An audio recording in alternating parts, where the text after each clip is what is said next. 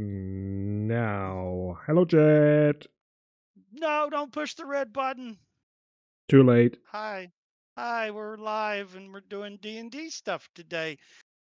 For those of you who have been enjoying the ride, we're going to entertain you today. At least I hope somebody's going to entertain somebody. Somebody entertain me. I want to be entertained. Reggie, that's your job today. Entertain me. Don't shake your Are you head at not me. entertained? Are you not entertained? Yes, Russell Crowe, I'm entertained. All right, just a quick recap. We don't need to go into a big one here. You guys are on an island. You're trying to get a curse removed from Ayuki's forehead so you guys can actually enter the mainland without being harassed by every single police officer and soldier in a 400,000 square mile radius. You do know that you need to see this witch who is responsible for creating the curse that was burned into her forehead. You learned last game session that she has a sister on the island. This was even news to you, Takashi. You didn't know if her sister had made it out here or not, but the Trelawney fellow that you guys ran into and have agreed to help him hunt for a medallion or a talisman or something that he's lost in the woods. He kind of spilled the beans for you and told you that they're there. He also brought you to this grove here where you've been relatively safe all night, getting some of the best sleep you ever had, thanks to these fragrant little flowers that are shooting little puffs of mist into the air and stuff. Some of y'all had trouble waking up from that. And one of y'all is dead as a log, literally a dead log. That's you, Mr. Grooacc. You failed to wake up. Everybody else is stirring, waking, rubbing the sleep out of their eyes. During the night, nothing attacked you. You did have what appeared to be a will-o'-the-wisp come zipping by. That's that big red trail that's on the map right now. And you decided to lay low and not mess with it. It didn't mess with you. It did come up towards you guys for a second, but then it shot off to the southwest, off into the forest. Something spooked it.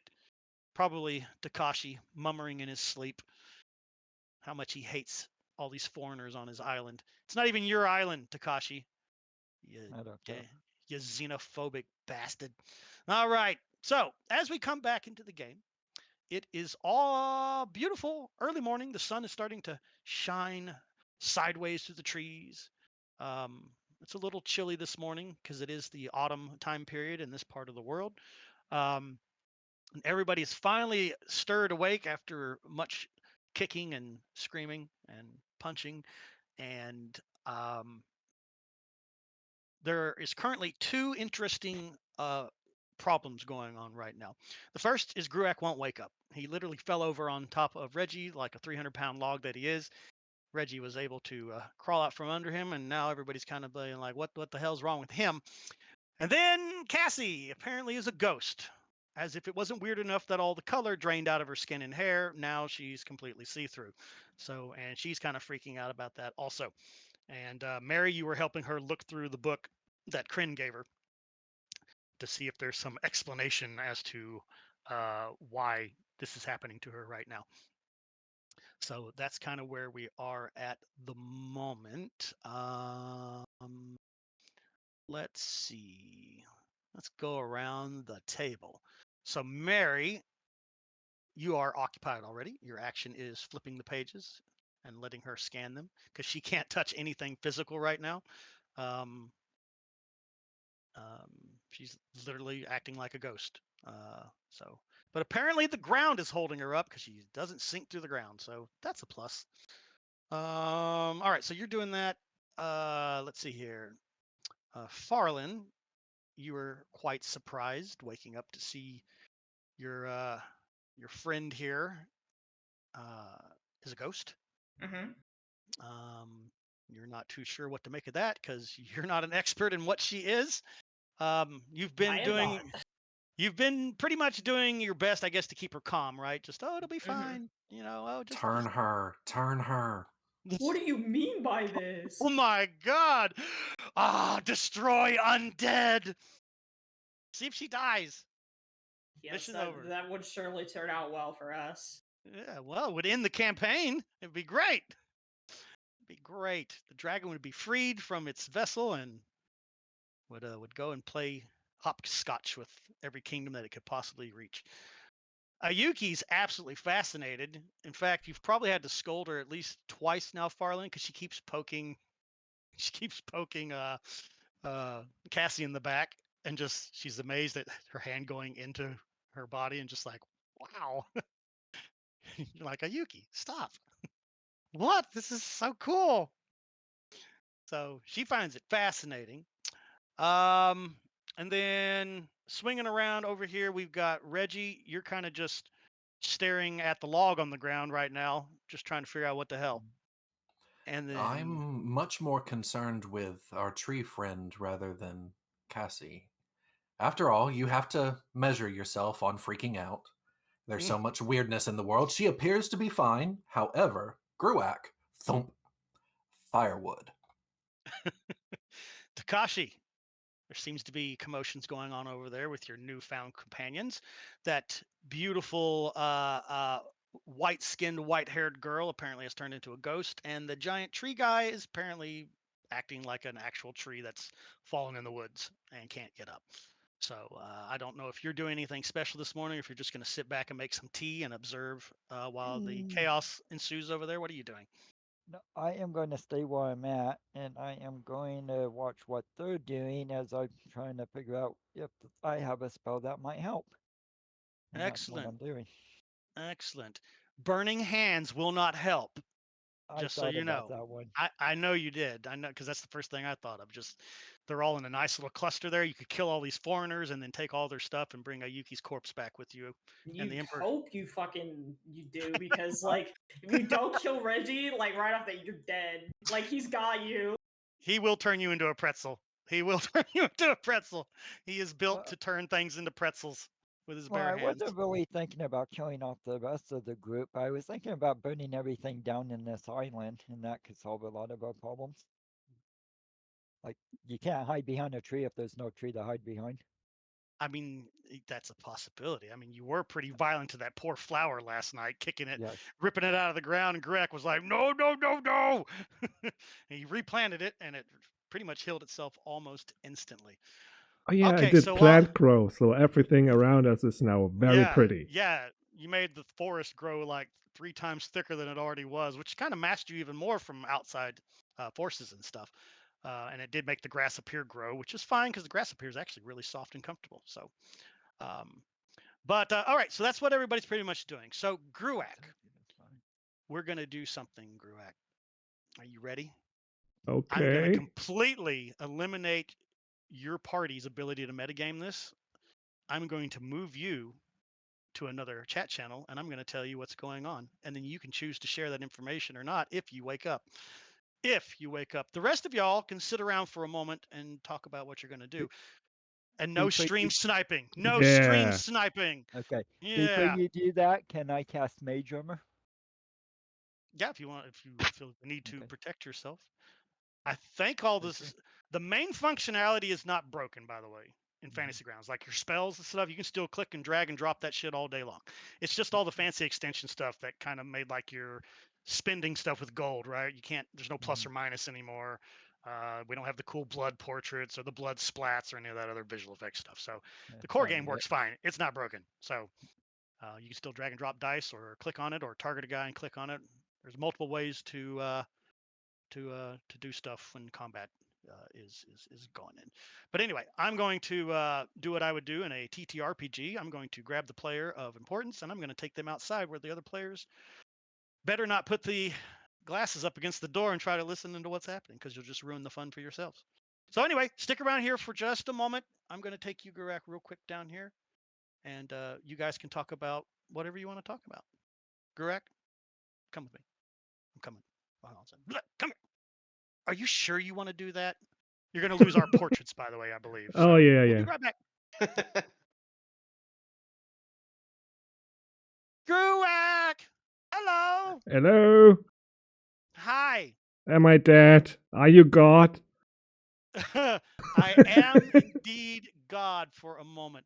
Now, let me see if I remember how to do this. And I'll tell you what's gonna happen here in just a second. But first, let me go to images and let me go to special images. And I think if I drag the image onto just your portrait, I think only you will see the image. And then we'll tell you what's going on. One Oh. moment, please. Un momento, por favor. All right, bring her up real quick. Got it. Okay, fantastic. All right, so Grooacc. So you've had the most peaceful sleep that you've ever had in your entire life. You feel so I seen a comfortable. picture yet. Maybe it takes a I moment for me. haven't shared it yet. Haven't shared it Oh, yet. okay, okay. So the bright sun starts to creep past your wooden eyelids, indicating that it's morning. You groan a little bit, not wanting to get up. You know, the whole 5 more minutes, please type child syndrome. And you feel absolutely completely relaxed, almost like you're out of your body type levels of relaxation. You feel no pain, no exhaustion, no tiredness, no nothing. You just feel pure warmth and radiance. You feel at peace, as if you have passed on into the next realm. Dun dun dun. All right, let me see if I can do this. Oh, it did. That works. It actually shows your little icon down there. Oh, she looks a little different since I saw her last time. Yes, because now I know how to actually do art. So I am much better at it now than I once was. So yes, I've redone all of them in this new style. So um, so as you're sitting there and you're kind of squinting because the light is coming through your eye sockets and you're just like, you hear this very beautiful and gentle female voice say, "My child, it is time for you to wake up. Open your eyes." What do you do? What do you do? um, who this? Do you leave your eyes closed while you say that? No, I Jeez. opened my eyes. Yeah. As you open your eyes, um, in front of you, basically your eyes kind of lock onto like the midsection of this female figure in front of you. We're wearing this ornate leather clothing covered in jewelry and just tons of design work and details. And she must be at least 8 feet tall, at least as tall as you, right? And she's kind of Mhm. standing over you, and you kind of look up at her, and immediately you realize, "Oh, this is Tarshana, the goddess that you have worshipped since you can remember, as long as you can remember. Flaming red hair, currently scintillating with different colors. It's not just a static red as in the image. It's actually reds and oranges that are kind of moving around her hair in kind of this little playful dance, kind of signifying perhaps the colors of autumn. Perhaps Hmm. she is autumn herself right now. She is the changing of the seasons. She's absolutely beautiful, even to your Trelloran eyes. It's almost like you're seeing not just the human visage of her, but also a Trelloran side of her, kind of mixed in there. She Mhm. reaches out with her hand for you to take her hand. Do you take her hand, slap it aside, bite her? What do you do? Of course, I take the hand. It's She Ashana. pulls you up. Yes, it is Tarshana. She pulls you up to your feet, and you are standing face to face with her, basically, which you don't remember her being this tall before. So perhaps she can adjust her size as necessary. She's like, "You have been asleep for far too long, my child. I am so proud of what you have accomplished since I sent you forth from Lake Serene. But there is more to come. Walk with me."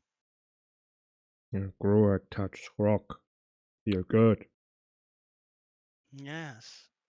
She kind of steps past you a little bit and goes over to the rock.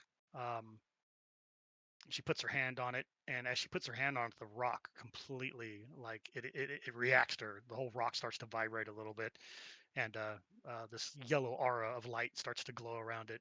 She's like, "Yes, this is an extension of my body. I had to do this in order to restore the world when it was destroyed. You will find stones like this all over the continent. When you see one of these, you are looking at me." And she gives you kind of a little smile. It's at this point you notice you don't see any of your companions. You don't. There's nobody here. They've either abandoned you, or Tashana has eaten them, or See, something has happened to them because they are no longer up here right now. But really, in the presence of your goddess, you probably give two Fs that they're not here at the moment. So there's almost this awe that comes off of you that's um,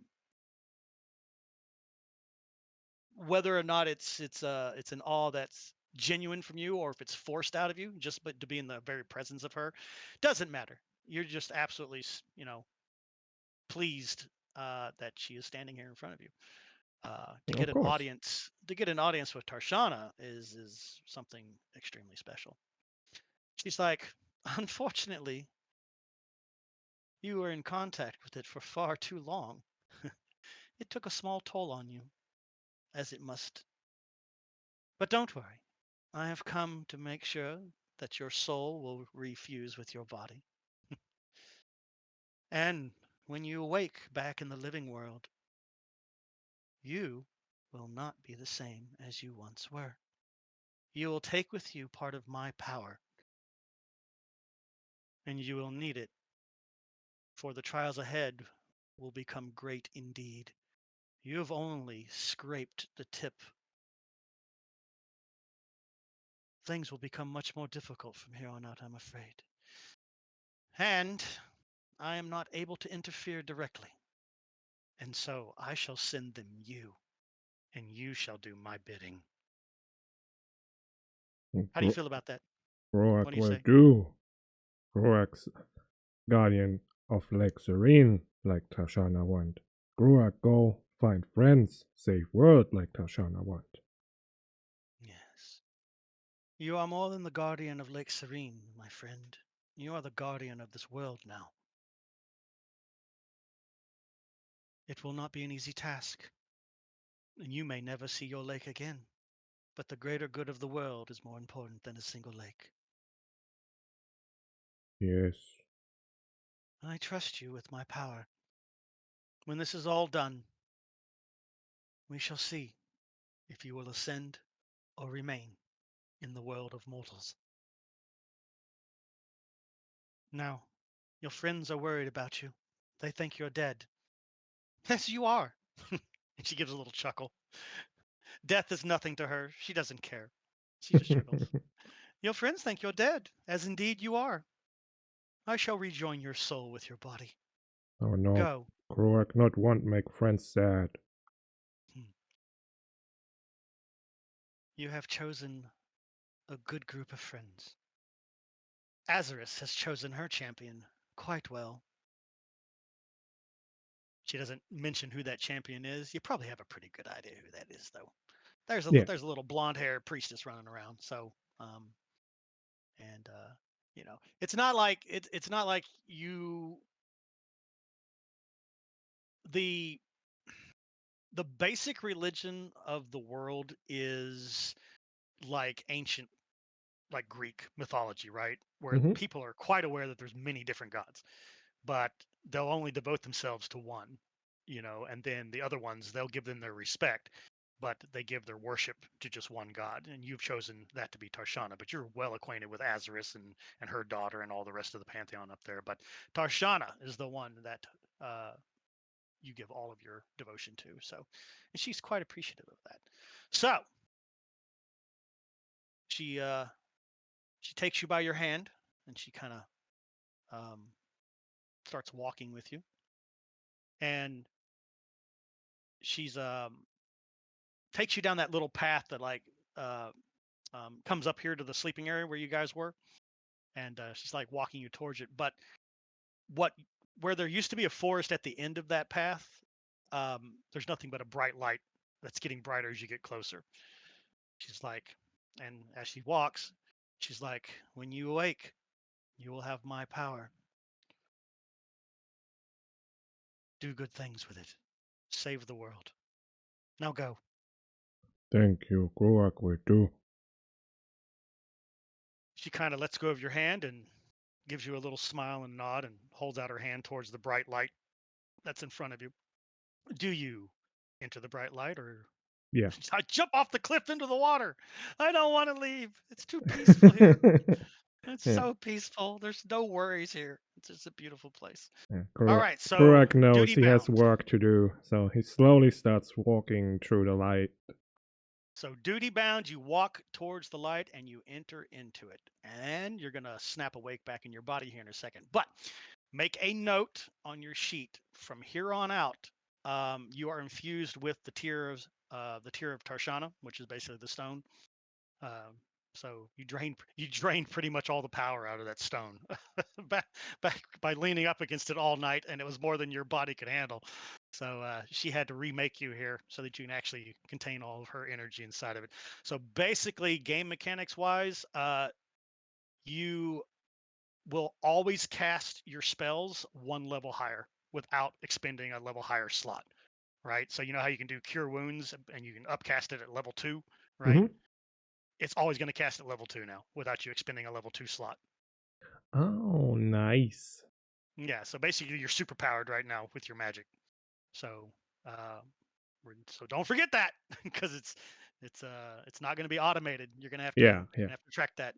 So remember, anytime you cast a spell, if it says you can upcast it, which is pretty much every combat spell and every healing spell can be upcast, always cast it a level higher. All right. All right, you got that? You got it? Any questions? No, just everything one level higher. Everything one level higher. Yep. Pretty easy Yeah. to remember. Only question is how to add a note. I miss all these little buttons there that let me add the note. Yeah, to your journal. Yeah, you'll actually have to go over to the notes menu on the right now. The main toolbar under the player menu, and click on notes and then add a personal note that only you can see. You got it? You got it? You got it? Did you find it? Did you find it? There it is, notes. There you go. Yep, and you can make a note that just only you can see. So, all right, I'm going to drag you back up. Don't forget to turn your camera back on. Will do. Will do. Let's go. Maybe if I can click the damn button. Final Fantasy 11. This is the state of dating. This girl's Oh profile. my god, you're No, going back wait, to wait. I this. can tell you Stop, what I'm stop. not looking for. I'm We are not back. looking for hookups. That's her whole profile.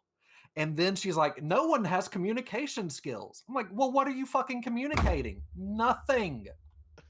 Sorry, go ahead. What have I Sorry. come in on? I'm sorry, I thought What you were have I bitching about come in that. on? worse. Yeah, I thought we were No, gonna get no. another story time back on stream. No. I save those for when nobody's recording. When nobody's recording. All right. Caddy, all you right. have no idea what you missed. I never get to hang out with the cool people. Guys, don't date. Just don't do it. That's okay. I'm 50. I have no plans to date. I have none. I like my money and I like my time. So I'm going to just keep all that. Now, let me tell you what's about to happen.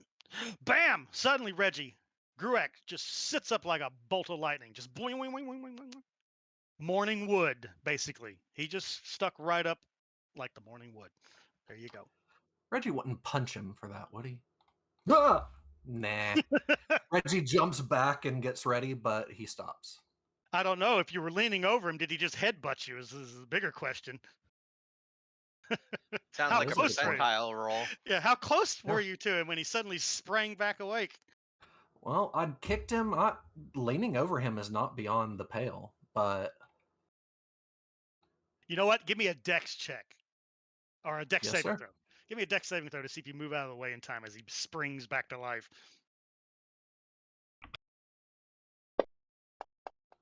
how's that an advantage? Don't you have advantage on dex saving Yes, throws? I do. If I see it coming. Yep. Yep. You're kind of prepared for it. So Agile old man. 17, easy enough. So you kind of got the hands on the hips, kind of leaning a little bit over, and he's just like, stroking the mustache, like, what do we do now? And then boing, and just Neo style matrix dodging as he springs back to life. As he does that, this probably gets everybody's attention. Like everybody just like looks over for a second because it's like he was dead and then he just got slammed back into his body and just shot straight up. But Deadwood. The other thing that gets everybody's attention real fast is that big black obsidian stone he was leaning up against. It suddenly makes a really loud humming sound, and then it just cracks in half, and all the energy that was flowing around it flies into Grooacc, and he kind of gets supercharged for a second. He's got an aura around him, and then the light, it takes it probably a good 30 seconds for it to fade, that aura that's around him, and the stone itself just starts to crumble and like fall apart, and there's no more magic anywhere around it. It just completely collapses into dust.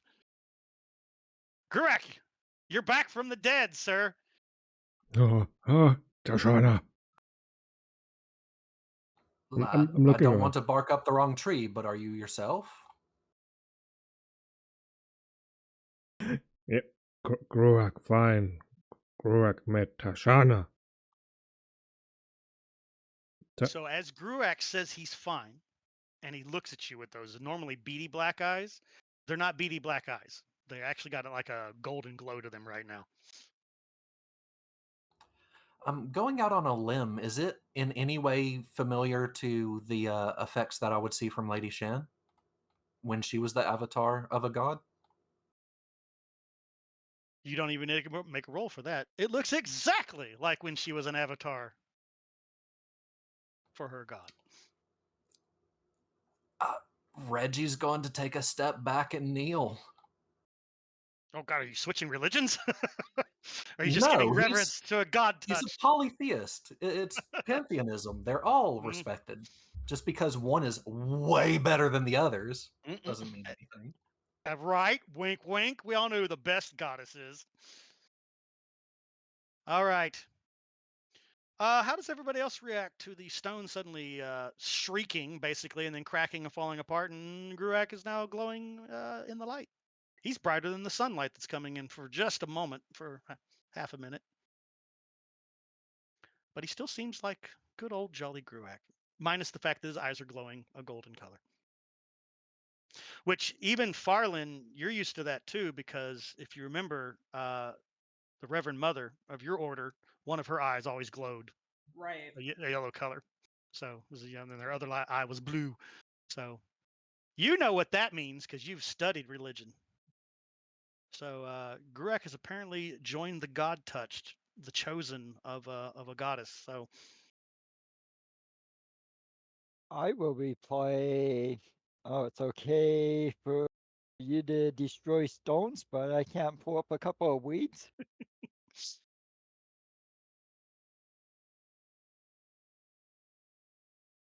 Grooacc you're met ignored. Grooacc met Tashana. I'm still out of my mind because of all of that stuff. Grooacc, touch rock, sleep. Then Tashana. Tashana said, Tashana said, Grooacc chosen. Protect friends, protect world. This is the most articulated I think you've ever seen him. Yeah, I'm not really sure what to think. You have no idea, Takashi, as you've never witnessed such powers of these false gods that are beyond the borders of your kingdom. Yeah, I have no idea what to think. Mm. He has the avatar eyes that my lady used to bear. Grooacc, Reggie apparently is kneeling before you as if a knight swearing fealty to a lord. I assume it's one don't- knee. You're on one knee, right? Or on both knees? Both knees. Oh, He okay. He's doesn't revering you kowtow, like you're. but Yeah, I don't realize that. I'm still trying to make sense out of it in my head. Like, It was a lot. It was a lot to take in. running on wood processor, so takes him a minute. Well, all of his sap isn't quite, flowing through there yet. Wake Yeah, up! Wake up! we've got to toss him in the chipper. What are we turning this into Fargo 2? Oh, let's do it. Get in there, Greg! No! Those shadows and protect world! Ah! Okay. All right. Well, What's going on around here? You tell me. So- This is you. You slept ahead. next to the rock. You touched the rock. You went into the rock. You saw Tarshana. She said, "Ah," and then you came back. Yes, yes. No, Tashana said there is danger ahead. Much more danger. And give Makes me about as much sense as everything else. I say, motioning at Cassie, who I'm still flipping through a journal for. Yep. Cassie has stopped looking in the journal for a moment because Grooacc sitting up going Tarshana, kind of startled her a little bit. It's just like whoa. So she's paying attention too, as Grooacc is just my hand jazzing, trying to put his feelings and emotions into words here about what he just experienced. So, while he's still sitting on the ground, he's just in a sit up position. He's sitting up right now. So she's like, and then Cassie does get a little interest. She's like, Grooacc, you met a god? Yes, Tashana, for second time. First time was at Lake Serene. And that was, yeah. She did reveal herself to you there. Yep. Not quite as vivid, but yeah, you did meet her there when she sent you out to begin with. Yep. She didn't know if you was worthy enough, but you've done quite well in her eyes. So Oh, she gave you a Grooacc little has gift. such a pure heart. You did, and all you had to do was die. So well done. Things happen. So when a magic being leans up against one of these rocks, it's not good to stay in contact for long periods of time. So, Told ya. yep. I would do it again. I'll never do it again. No, I would do it again. I would do it again. I'd do it again. All right. She's like, that's amazing. So Cassie's like, that's amazing. She's like, huh? And Yuki kind of looks at you, Farland, kind of smacks you on the arm playfully. And she's like, huh? Look at that. We got two chosen now. I think. Is that what that means, Farland? Maybe. Huh? So did she give you anything like awesome magic? Like what would a god give a tree? Did she give you like a magic wands or powers or what? Spill it. She not said exactly, but Tashana give power of Tashana. Grooacc need to find out. He's got the power of a god inside of him. Well, if you got the power of a god, just teleport us where we need to go then. Just take us right over to the witch's house. Grooacc not know how teleport spell go. Oh. Wow. That sucks. I guess we're gonna have to go walking all over the place. Oh, we're gonna have to help the other Trelawney too. We promised we'd help him find stuff. Unless, you guys want to sneak out of here and, But he will Don't give me help that too. look, Reggie. You're thinking it too. We don't have time to walk around here. I got to get this stupid symbol off my forehead because you keep calling it a pair of boobs, and it's not boobs. But it's made your face so much more interesting. Oh, shut up before I shave your mustache off. Reggie, thoughts on how dare. large her forehead is? Does this make it look larger or smaller? Probably a C. I throw objects. I throw objects really well. That you do. Can't swing a sword worth of shit, but I throw objects really well. You're right. A. Okay, hang on. All right, well, welcome back, Grooacc. And now let's see if I can figure out my problem. Next page, Mary. I flip as asked. I think we're getting closer. After a few more page flips, and you're about 200 pages through this 600-page graphic, this giant Bible size. It's basically the size of a Bible, right? So over 1,000 pages. She's like flipping through it. And then she kind of stops for a moment. She starts reading through this with great interest. She puts her finger down on the page and it kind of goes through the book a little bit, but she's still doing the whole line reading type, thing with her finger, readjusting it a little bit for the fact that she can't actually touch the page. She's kind of reading through all that. And then she's like, she exclaims at the end, she gets a little like, a little huffy. And she's just like, 3 days? I'm going to be stuck like this for 3 days? This is stupid. What is this? And then she starts reading a little bit more. And then she kind of looks up into the sky. If anybody looks with her, Glitter Moon, the closest moon, the one that's blue and green, just, a living moon, the forest moon of Endor, if you will, in close orbit, it's full moon right now. It's like even though the sun's coming up, you can still see it in the sky right now, clear as day. And then she kind of looks back down at the book and she's just like, huh. It says here I'm suffering from a condition that my people have called the Fade. Doesn't go into much detail about what that means, but basically I'm stuck between 2 different dimensions. I don't know. I suck at science. I'm basically a ghost. I can't touch anything. I can't drink. I can't eat. I can walk through walls, though. That's handy. But I can't hide. I literally glow in the dark. Oh, I could still use magic, though. So I won't be completely useless in the next 3 days. Will you be okay without food and water for 3 days? She makes a face at you, just like, hell if I know. She's just like, I hope so, or else I'm going to get real grouchy real fast. Why, Cassie Ghost? You touch stone too? No, Greg, I'm not human.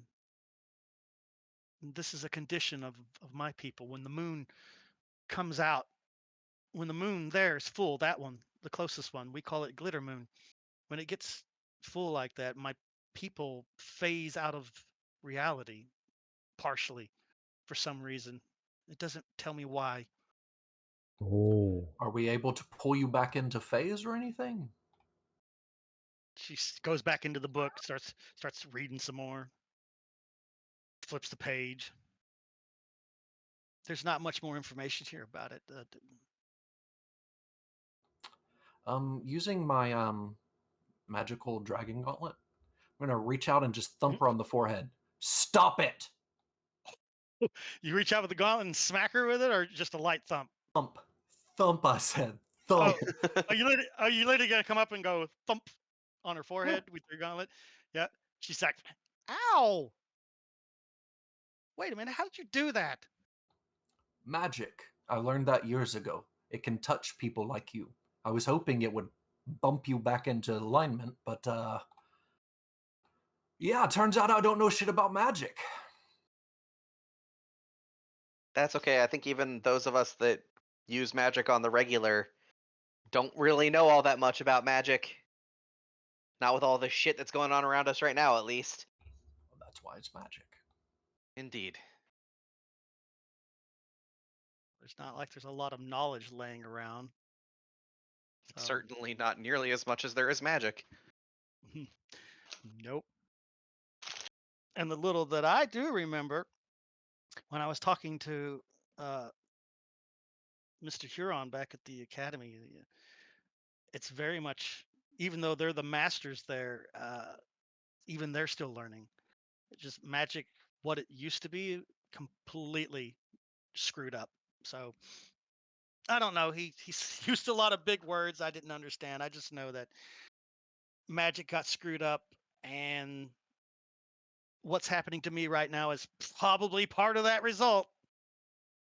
Hooray. Because it says right here that there used to be something called a celestial bridge that connected the moon to this world, and my people used to use this bridge to travel back and forth. But when the gate opened up, it blew the bridge apart. And everybody that was down here suddenly got this. And she just holds up her hands like this. So it has something to do with the gate and how it devoured magic and destroyed everything. But that's it. There's nothing else in here really. So I'm stuck like this for 3 days, and I'm going to be starving to death. As she's talking, I'm listening, but I pull out my rations and start eating a ration. I took one off. Gosh, he's like, it's very interesting. This breakfast is Well, good. you're not feeling hungry now, are you? I'm starving. I only ate a few nuts and berries last night before I went to bed. Mm. Grooacc, give her a good berry. I was just about to say that. Great minds. Also, I want a good berry, please. Maybe magic food will work. It's worth a shot. Yeah, All right. berries. All right, Grooacc, casting Goodberry. Don't forget to knock a spell slot off there if it's not a cantrip. I can't remember Goodberry. It's a level 1 spell, isn't it? For you druids. I don't have that in my thing right now, I think. You don't have But Goodberry. do I? Where are my spells? I They're on shake your the druid a action little bit to see if good berries pop out. You do not currently have Goodberries up and running, according to what's on your sheet right now. No. But it is a new day. You can redo your spells, right? Yeah. He can. Really, they're kind of druids and Clerics. priests are. They're Yep. kind of similar in that they can swap out since it's coming from prayer to your god. So we'll just say you are swapping out your spell for the day. For now, and you conjure up a handful of the good berries per the spell. I'm gonna bring that back up. Where's you at? Good berries. There they are. Boop. Player's Handbook Guide. Let's see here. It is a level 1 transmutation spell. Up to 10 berries appear in your hand and are infused with magic. Eating a berry restores 1 HP, and the berry provides enough nourishment to sustain a creature for 1 full day. All right. That's all we need to know in regards to this. So Greg holds out his hand, does a little conjuring, and from the times that you've casted in the past, Grooacc, right, distant past, like Lake Serene and stuff, because you used to, feed it to the little animals and stuff like that. It's a little different this time because when you cast the spell, instead of them slowly appearing in your hand, they would just appear instantly. Like popcorn. So, Plop, plop, plop, plop, plop. Yeah, just so Grooacc plucks one off and hands it over to you, Reggie, as you requested. And then I assume you hand one off to whatever the hell her name is. I forgot already. Dad one. Cassie. Oh my god. I'm sorry, Cassie. I'm sorry, my NPC. Forgive me. I'm old and decrepit. What do I know? All right. So you hand one over to her. Yes. She takes the magic berry in her hand, and it doesn't fall through.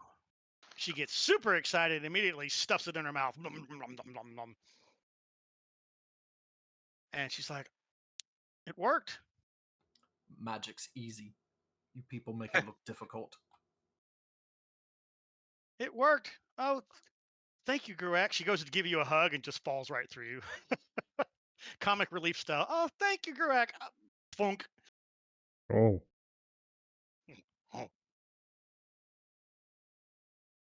But I mean, she falls on the ground, right? Yeah, she doesn't go through it. The ground's holding her up. Okay. Oh, Meanwhile, on the other side of the planet, she's safe. Where the hell am I now? Hey, Cassie, if you try to go into the ground, can you? She kind of gets up on her hands and knees there for a second, and she's like,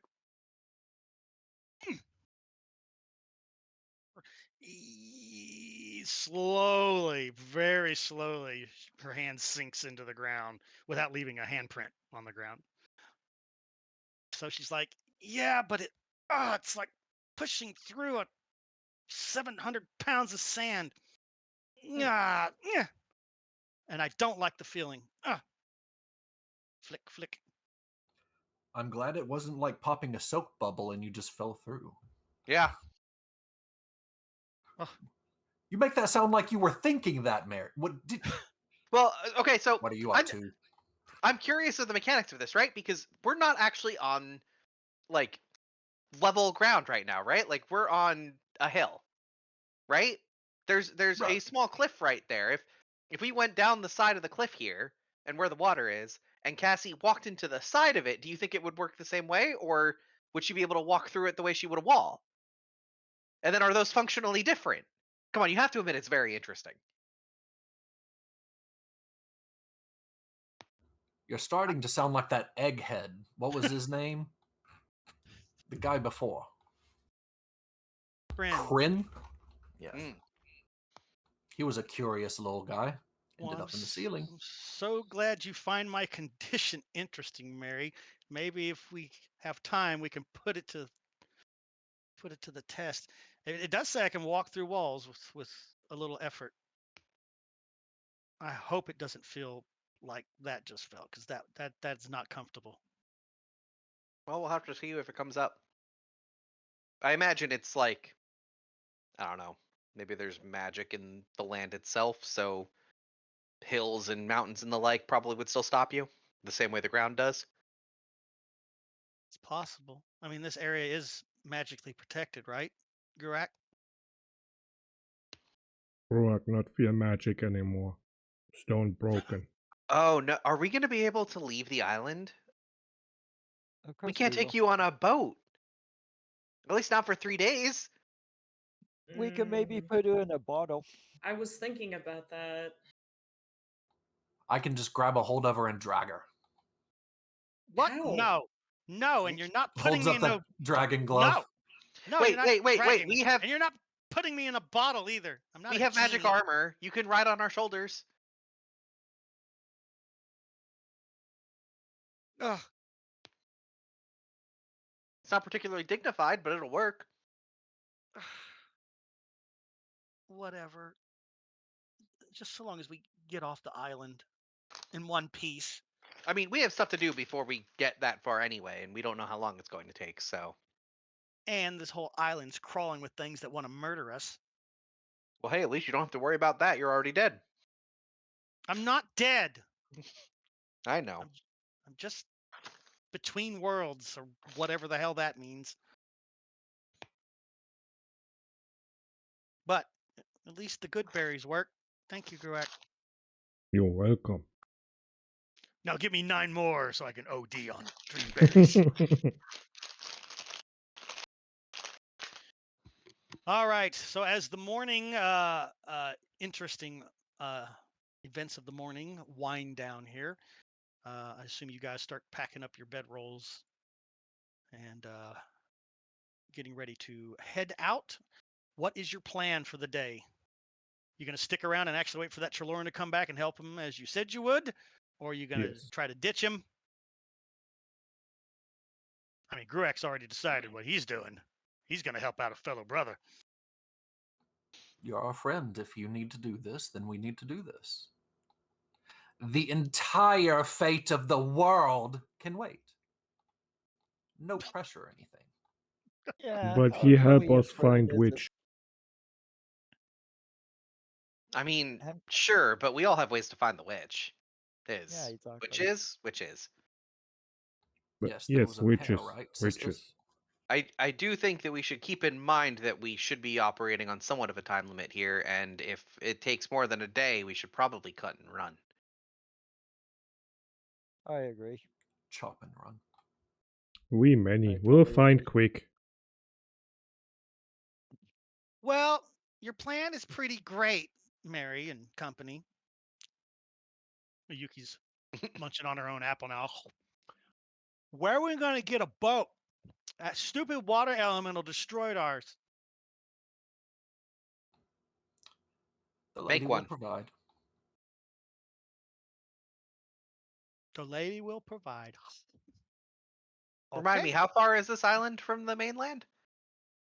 It's let me bring up the Open. continent and let's see here. Because this island is Probably closer to the A couple of mainland than the days. island we actually want to get to, right? correct. This basically this is a small island that basically sits in the gulf that goes up to the capital. You're right. So it's probably still a good 75-mile swim from here if you chose to swim your way to shore. So No, but that seems raftable. yeah, if you can find a boat of some Yeah. kind. Captain said he'd Is that wait. correct? He said he'd wait for you. So, but then that kind of jogs Ayuki's memory for a second. She's just like, how do we signal the captain that we're ready to be picked up? Fire. I guess we got enough fire spells and torches, and we could No always set fire. Grooacc No on fire. Well, We can, alternatively, we can always set didn't you on Grooacc fire, walk Grooacc. through a tree recently? Yes. Oh yeah, you did. Can we do that? What, you want him to go through a tree and appear on the deck of the ship? No, I was thinking the mainland. Skip the boat altogether. No, don't that know. not work that way. Do you need to see it or know the place? No, only got a Grooacc can range limit. do. It's got Like- a range limit on it. I don't think I can take people with me like that. Well, you haven't tried. It's possible. Metagaming, I know you can. Okay. I could always cast the message spell to let the captain know. That has a distinct range limit. I think it's like 120 feet. Sending doesn't though. You don't Sending have that spell doesn't. yet. I don't think you I have don't that have one yet. Cindy. Oh yeah, damn! Tree Stride only has a 500-foot range. Yep. And that's not Rather what he has. truncated. And that's a spell. What he has is an innate ability called Root Warp. Yeah, Okay. He's literally going to a plane of nature, basically, and circumventing. He's taking the shortcut. He's cheating. He's cheating on his travels. Okay, so fire, blow something up, make a bunch of rocks that say SOS on the beach. We'll figure it out when we get there. First, we got to find the witches. And we ain't going to do that standing around here. So, Grooacc, we're helping your friend. Yes. Okay, we're helping a friend. Farland, are you okay with this? You're kind of the leader here, the de facto leader. I mean, I don't see why not. I mean, I just have a curse burned into my forehead. It can wait. Well, we've all adjusted to it by now. Reggie, I'm going to shave your mustache off when you're not looking. You wouldn't dare. You don't want to see what my face looks like without it. Might improve you. Oh, trust me, you won't be able to resist, but it's just not the same. She keeps her half-eaten apple in her hand and she squares off her fingers like a portrait, and she's just like, might improve you. Might shave Let's about not find out. 15 years off that face of yours. You might be able to get a wife yet. When you've got furry ears and a furry tail, maybe you don't start that war. Hey, don't get personal. And she My throws mustache is personal. she throws the apple core at you gently. She's like, don't get personal. Catch it and eat it. Waste not, want not. To be fair, if we did cut it off, growing it back would take a long time. Yes. Or at least much longer than it would take to cut it off. So I understand being hesitant to do so. He probably Mary doesn't must want have it. our mustache. Yeah, he probably doesn't want it shaved off because that's the secret of his power. Oh, you know what would Yes. be fun though? I turned to Cassie. Cassie, can I have my necklace back? You're transparent right now. You probably don't need the color change function. Can I even give it to you? It's a fantastic question. Can she? So she reaches back and she unclasps it, takes it out, and she lets it go. And there's like this spark that comes off of it as if it's like coming out of another dimension. And then it resolidifies as it lands in your hand. Nice. I hand it to Reggie. Well, that's good to know. I can take off all my clothes and run around naked and somebody can carry my clothes for me. What a great power. Please don't do that. Hmm. Okay, well, what's next? Reggie, take this What do you want necklace. me to do? You can change the color of your mustache to whatever you want. Oh my. This is the most gratuitous use of magic I've ever heard. I mean, it works on all of your hair. This power broke the world. Cassie just kind of stares at you, Mary, like, really? What do you mean, Come on, really?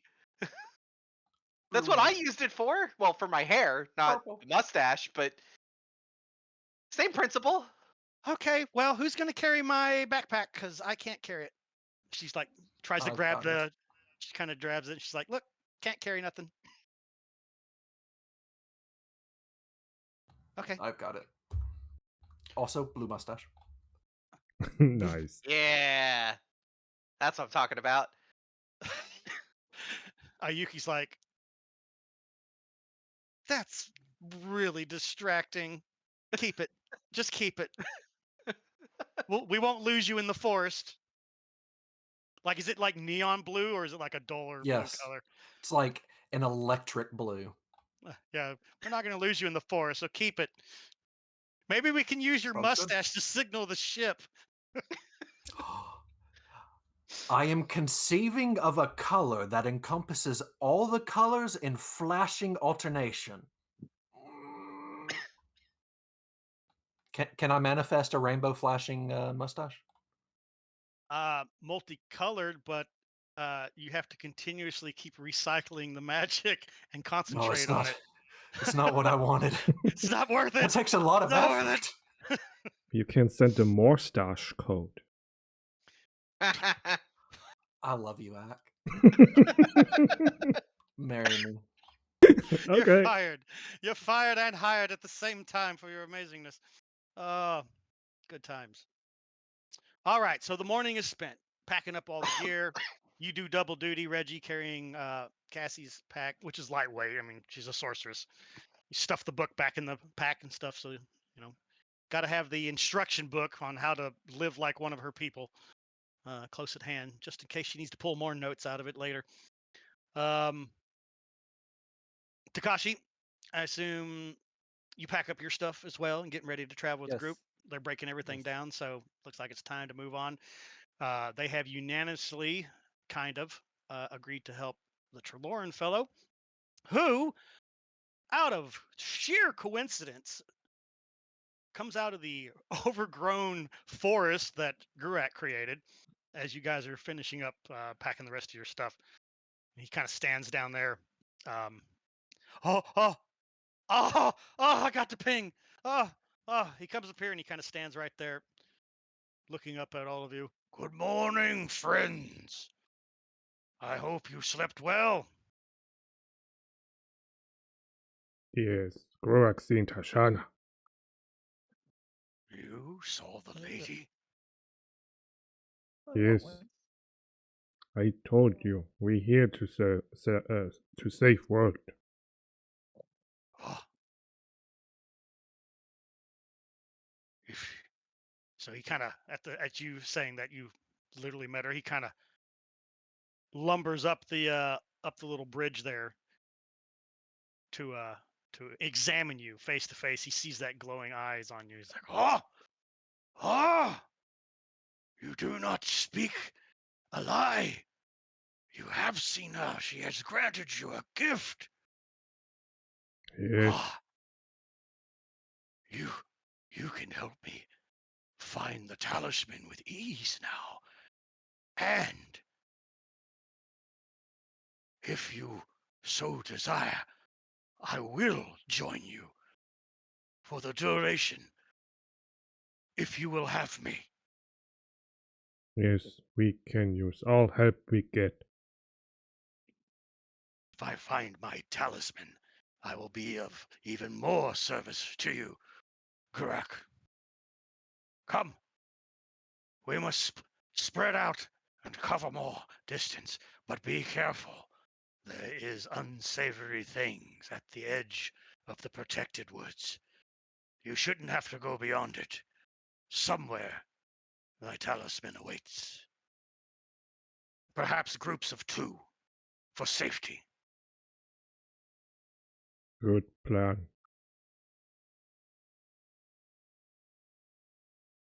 If Wait a second. What is your suggestion to split us up? What is this?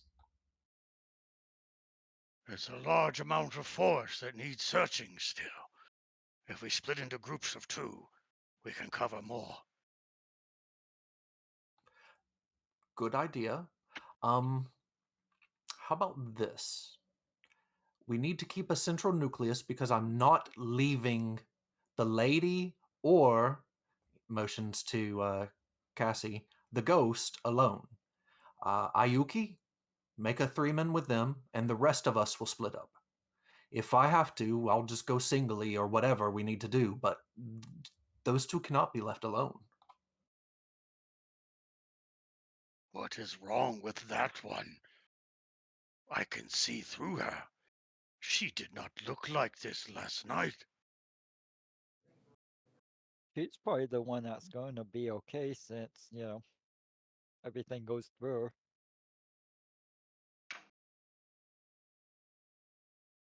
He kind of leans down to look at one of the misting flowers.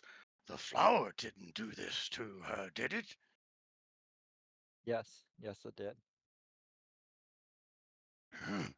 Interesting.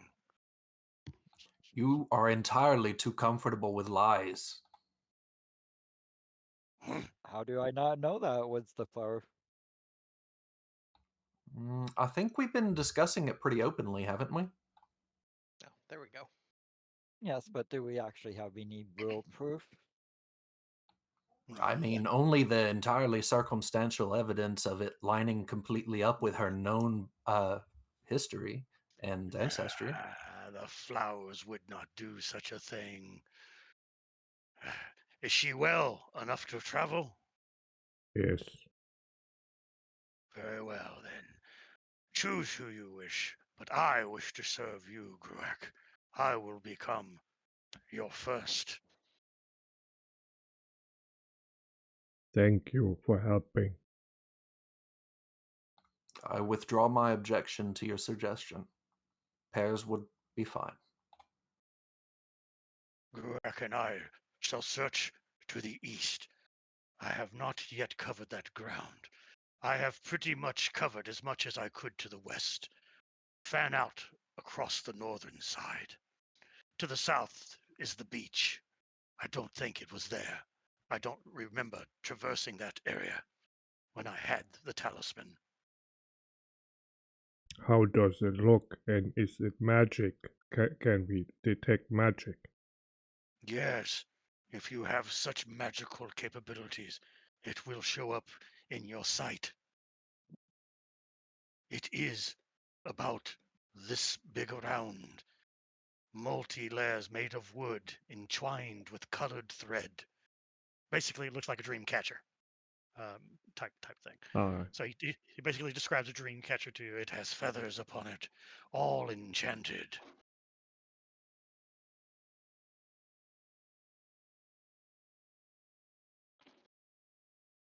Good luck. We will meet back here when the sun begins to set, or if we find it before then. Hey guys, out of character, have you ever lost something metal under a table and so you ran a magnet under there? Let's just grab Cassie and drag her through the underbrush. It's magical. That is a hilariously amazing idea. Yeah. The It worst is. part is that it would functionally work. Not very Cassie? practical. Cassie 150% rejects this idea on the grounds of you're fucking nuts. Small problems with it. Yes, I see. Why don't you It's- want to be a It's more ghostly that it would plow? just work at all. Come, Grooacc. Let's be off. The sooner, the better. Yes, we need hurry. Now, Cassie, to be fair, using what Reggie just said, keep in mind that you can kind of drag your feet along the ground. Woo, you broke up bad. Sure. We lost most of what you said. Oh, You're I very think my distorted. my headset's being dumb. Can you hear me now? Kind of. With distortion and pops in between. Okay, give me 1 second. Did you spill a Coke on it? Did you drop it in the fish tank? No, it's dying and I had to plug it in. Can you hear me now? Yes. There you go. Mm-hmm. So what I said was, Cassie, using what Reggie just said, you can just drag your feet through the brush while you're walking, and it might just catch on your foot. You don't need to bend down and look like the rest of us. You're enjoying this, aren't you? You're enjoying the fact that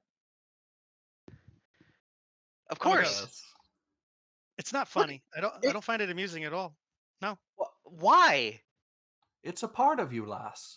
It's a part of you, and it's only going to happen for a couple days every so often. You may as well make use of it. Mm-hmm. Look Whatever. at it in a positive way. Come on. Whatever. Who am I going with? Who am I pairing up with? Mary, I think we've been joking around too much. Honestly, I thought it might cheer her up.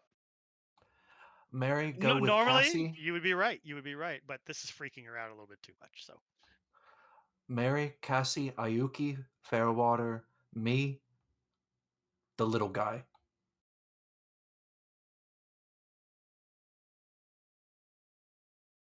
Works for me. Who's the little guy? You. You, Guess. Shrimpy. That's what I was thinking, but in Guess, character, yeah. that's why I say he's the little guy. Yeah. Who's the little guy? You, Shrimpy. Mm. Shrimpy. You've never heard this slang before. He's comparing you to a shrimp in the water, apparently. I kind of Okay. sniff myself, make sure I don't smell like fish water. No, you don't stink, lad. Only a little. His clothing is far too immaculate to be stanky. Okay, so I'm going to be honest with you. I completely didn't hear your marching order at the beginning. So who's I'm going sorry where? about that. Cassie with Mary, and Ayuki with Clearwater, and Okay. myself with Takashi. Got you. Okay. Sounds good. Who? All right. So team number 1, Team Farland. Which direction do you want to head off with Cassie? No, Cassie's with Mary. Okay. No, wait. Who's with who? I can't listen. Listen, I'm old. Farland is with Ayuki. Thank you. Okay. Thank you. All right. So which way is Team Farland going to go? They said pretty much the west has already been searched, so probably a waste of time, but anywhere from northwest, north to northeast. Northeast. All right, so you're going to kind of head off in the similar direction to Grooacc and his bud, Bob. Yeah, Bob. My notes of who he is currently trapped because I put it in an extension notebook instead of a standard notes thing, so I don't remember what I named him. Grooacc, did you write his name down by chance, as you should have, sir? Yeah, you said this was Bob. Okay, Bob it is then. No, you really said last time. His name is the Bob. thing is, I think you actually said his name was Bob. Bob. Yeah. Well, I That's what mean, Bob remember. Bush. it's a human name that's easy to pronounce, so yeah, we'll go with it. It's Bob. All right. So Grooacc, Bob, you guys are heading off east. Farland and Ayuki are heading northeast. Who's going north? Ooh, so many volunteers. I'll do it. Reggie, I think you guys should go Yeah. north because that is potentially the most dangerous route. That sounds fine to me. Good with it. Mary, if the little fellow comes back without me, drop him. Of course. Surprised you even felt like you needed to tell me. I said it more for his benefit. Ah, fair point. Yeah, he didn't whisper that to you. He just said it out loud. If I come out after shrimp, drop him. Oh, I'm trying to figure out who the hell this little fellow is that they keep talking about. I Because you're a know. rather respectably sized man, even though we're fucking giants. Yeah. All right. And so the party fans out and becomes not split, but quadruple split. Bum, bum, bum. What could possibly We're go unified wrong? in our distance from each other. That's right. That's right. All right. I will handle this in a clockwise position, starting with Lady Farland's team with Ayuki. All right. Okay, so Farland, as you and Ayuki start moving through this ridiculously suddenly thick undergrowth that Grooacc created, he basically made extremely difficult terrain in the first area here. So it takes a good while to like navigate it. Ayuki, of course, leading the way for you. She's about 30 feet in front of you. She's never far enough away from you that she can't see you. So she won't leave you that far. But right now she's about 30 feet ahead of you. Um, enough that she can turn around and kind of talk to you. And is like, this way, watch your step. Trees over here, lots of roots here. At one point, she's like, damn it, Grooacc. Remind me to smack him on his little tree nose so he won't do this again. Ugh. Ugh. This way, watch it. You may want to take any cloak you have on off so it won't snag on everything up here. There's branches everywhere. So she's like, let me see here. Let me get into my pack. So she reaches into her pack real quick and she pulls out a little hatchet. It's because she doesn't want to use her beautiful family swords to hack on tree trunks and stuff. So she pulls out her little hatchet and starts chopping her way through there, a little bit at a time. I'm going to let you do the honor of the rolls for your group here, though. She's basically providing you the help action as you traverse your way through the woods here for the first part, trying to get out of it without getting lost. So, with advantage, give me a survival check, Lady Farland.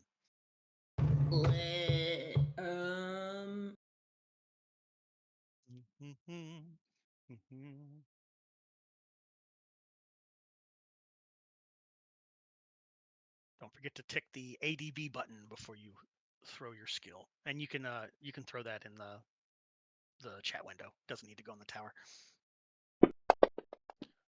Huzzah! 18. Not bad. Not bad at all.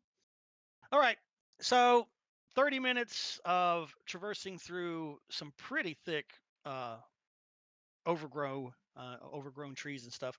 It starts to thin out where Grooacc's power, stops where it stopped when he was casting the plant growth spell. It's a little bit more easier to traverse. The terrain is no longer difficult to move through. And as you guys are moving through the area, you are, of course, searching high and searching low. So, if you would, again, you have a Yuki helping you. So, with an advantage, give me 3 investigation checks. Put these in the tower for me, please.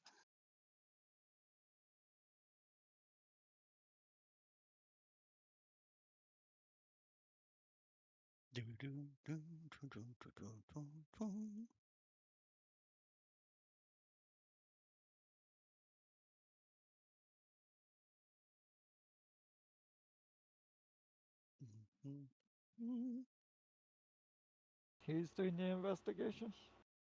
Farland. Well, that's what I thought. Okay. Investigation.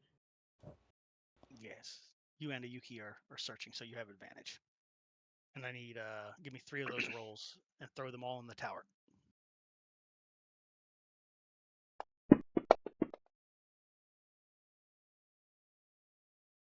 How the hell did you get a 39? Oh, you said 3. So, I see what I've done wrong. Roll the skill. Yeah, roll. Whoops. Oh, we're rolling 3 times individually. I see. My bad. Let me do that again. Roll investigation with advantage 3 times in the tower. It's like 39. Holy shit, that's an amazing search. You now understand the universe. You found That both one go through? witches. Can't tell. This map is very big and it's in my way. Hold on. No, you did not roll anything in the tower yet. There goes a roll. Huzzah! Okay, that's 1.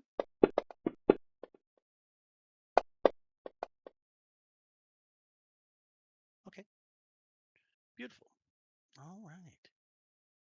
All right, so another 30 minutes as you guys kind of are now paying more attention to the search side of things and less attention to not, having all your clothes and your hair tangled up in branches and stuff.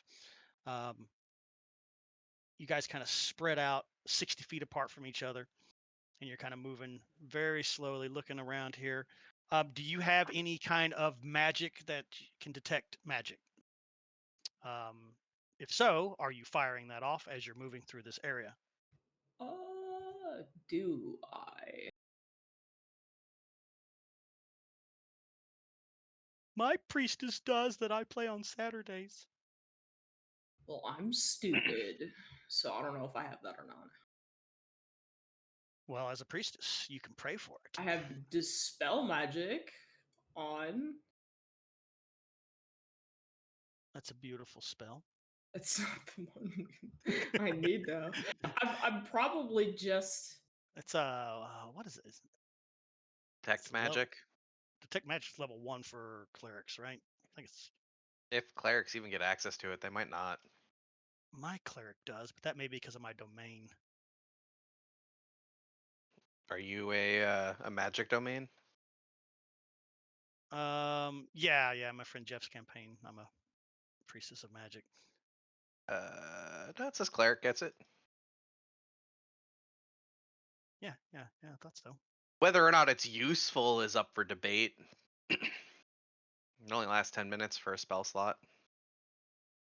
Well, that's why I'm asking if she's gonna stop and pray for the spell and then use it. It could help. Could be. Sure. All right. So you tell Yuki, hang on a second. I'm going to pray to Azarus to gift me the ability to see magic. And Yuki's like, all right, well, I'll search around you in a 60-foot radius here while you knock on heaven's door. All right. So you swap out one of your first level spells with detect magic. Yeah. And then you unleash it. So expend a spell slot. Those are at the top. Yeah. There you go. Dot. Boop. Okay. All right. So you kind of clasp your hands together because the way a mage detects magic in my world is a bit different than how a divine practitioner would do it. So normally a mage, they do their little hand gestures and the verbal component also, and then their eyes start to glow, and it allows them to detect magic through the mage sight that they have. You are a little bit different. Yours is kind of like you kind of put your hands together, and then you do these little hand gestures. Kind of the same as a sorcerer or wizard would. You got the hand component of it, but when it's done, you just like a photographer would do. You kind of open your hands up and like make a picture frame with your hands, and you look through that frame, and everywhere you turn your hands to look, anything that's magical starts to glow. And of course, you sweep over. You can kind of see a Yuki's magic aura kind of glowing a little bit because she has magic items on her and stuff. So you're like, nope, that's not her. And you keep sweeping over to the left. And you actually rolled really good on your first investigation check, which is when you cast your spell here. So we're going to say these two coincide with each other. So as you kind of sweep your hands back over towards like the western side, there's this little faint glow that appears on the ground over there, and it catches your attention real quick because nothing else is glowing. It's just a bunch of leaves and branches and stuff that's fallen, autumn leaves, right? Because everything here is actually beautiful in this part, because this part of the forest isn't dead. The Right. place where you landed, all the trees are actually wilting and starting to like die unnaturally. But here, they've actually taken on, you know, their autumn colors. The ones that actually die, because there's a lot of evergreens mixed in here with the. I can never remember my tree. Carnivorous, not carnivorous, but whatever. The ones that actually change it. Coniferous. Yes, the ones that actually change their leaf colors when they're dying. So there is lots of colored autumn leaves laying all over the ground here, mixed in with the bristles of evergreen, leaves and stuff like that. It's probably about 20 feet in front of you, and what do you do about it? So you're just like, oh, magic. She would try to get Ayuki's attention. Ayuki, there's something over here. Just I'm going to get closer. Just watch my back if that's okay. Boink, boink. She does some hardcore parkour off of tree trunks to quickly bounce her way over to you, and kind of swings like a little monkey off of a low branch and then lands with the crouch next to you. She's like, oh, praying to the goddess for a magic sight has paid off, huh? Must be our Appears lucky so. day. Okay. Well, where is it? Let me approach it first. Where is it at? Point it out. She would. All right. So she kind of gets closer and she checks the area for traps. Dun dun dun dun.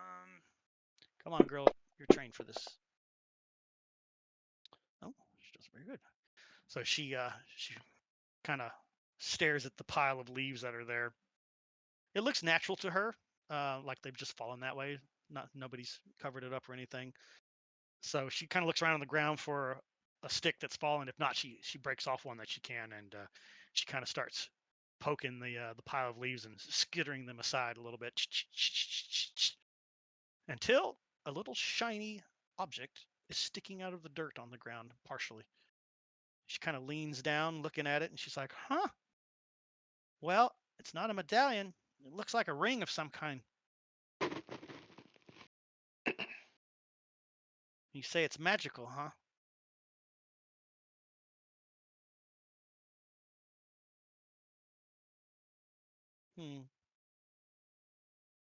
Okay, well, if I touch it and I explode, put me back together again, okay? Do you think I should touch it? Sure. Your your confidence instills me with confidence, Lady Farland. All right. Well, you know what? Hang on a second. So she kind of reaches down with her leather gloves. She starts kind of digging around the dirt, kind of loosening up a little bit. Getting close, she's almost caring for it like an archaeologist would that has just uncovered some ancient treasure. She actually pulls out one of her little brushes from her thieves toolkit and like brushes it a little bit. She's like, it's a very nice looking ring. Huh. A magical ring sitting in the middle of a forest out in the middle of nowhere on an island where witches are known to exist. What could possibly go wrong? All right. So she reaches down and she actually closes one eye, like, and she plucks the ring out of the ground. She's like, huh. Am I dead? Am I on fire? No. Okay. Well, it's a gold ring of some kind.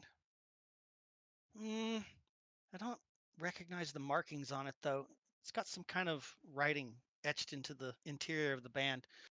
She kind of brings it over and shows it to you. She's like, can you read this?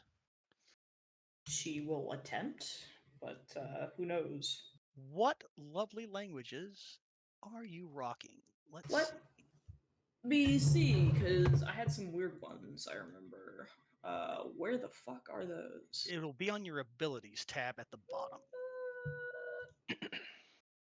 Celestial, Common, Elvish, Infernal, and Jafong-E's Beginner. Beginner, yeah, that's right. With You know- parentheses, beginner. You know how to say hello, goodbye, where's the bathroom? That's about it. That's what you got. All right. So do you take the ring out of her hand to read it, or you just lean in? Oh, she can just lean in and read it. All right. So you let Ayuki keep the ring in her leather glove just in case, and you kind of lean Yes. in close until you can actually start reading it. And you actually discover that you can read the writing on the inside of it. You read the first 3 words, and immediately you kind of jerk back. You know, so you basically you lean in. You're just like, huh, and then you're like, oh. You kind of lean back and take a few steps back as you realize that is infernal writing on the inside of the ring. That's not good. Oh. And Yuki's like, bad ring, good ring, in between. What does it say again? All right. So after your initial shock wears off, you kind of lean in, and rather than have her turn the ring around and stuff, you actually like walk in this little circle around her hand, so you can read the different parts of the band as the writing goes around it. And the ring reads, "To the one who bears my ring, I shall grant thee a boon. Thy shall be powerful. Thy shall be unstoppable. Thou shalt be mine in the end." Yeah, I think this is like a not good ring. It's not gonna hurt you as long as you don't like put it on. I don't think. Well, what's the point of a ring you can't put on? So what's it say? What writing is it? It's in Infernal. It says it'll grant you power, but I think it's in exchange for your soul.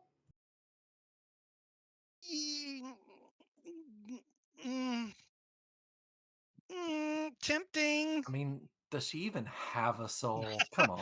Shut up, Reggie! I can still hear you. Fox ears. 7-mile radius. She can hear shit. Passive 19 perception. I hear you. Oh, I got my DM this Saturday because my priest has a passive of 20 perception and a passive of 18 investigation. And I was like, he's like, I need you to roll for perception. I was like, I have a passive of 20. I don't want to roll if it's easier than 20. He's like, how high is it? I was like, it's 20. How the hell do you have 20? Bitch, look at my character build. I'm a diplomat. My job is to listen into people's conversations and make sure people aren't lying and doing stuff. I'm very attentive. He's like, son of a bitch. I was like, yep, I ain't rolling shit if it's under 20. He's like, noted for future game. So pay attention.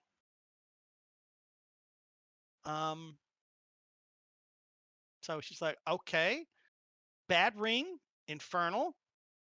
That's bad.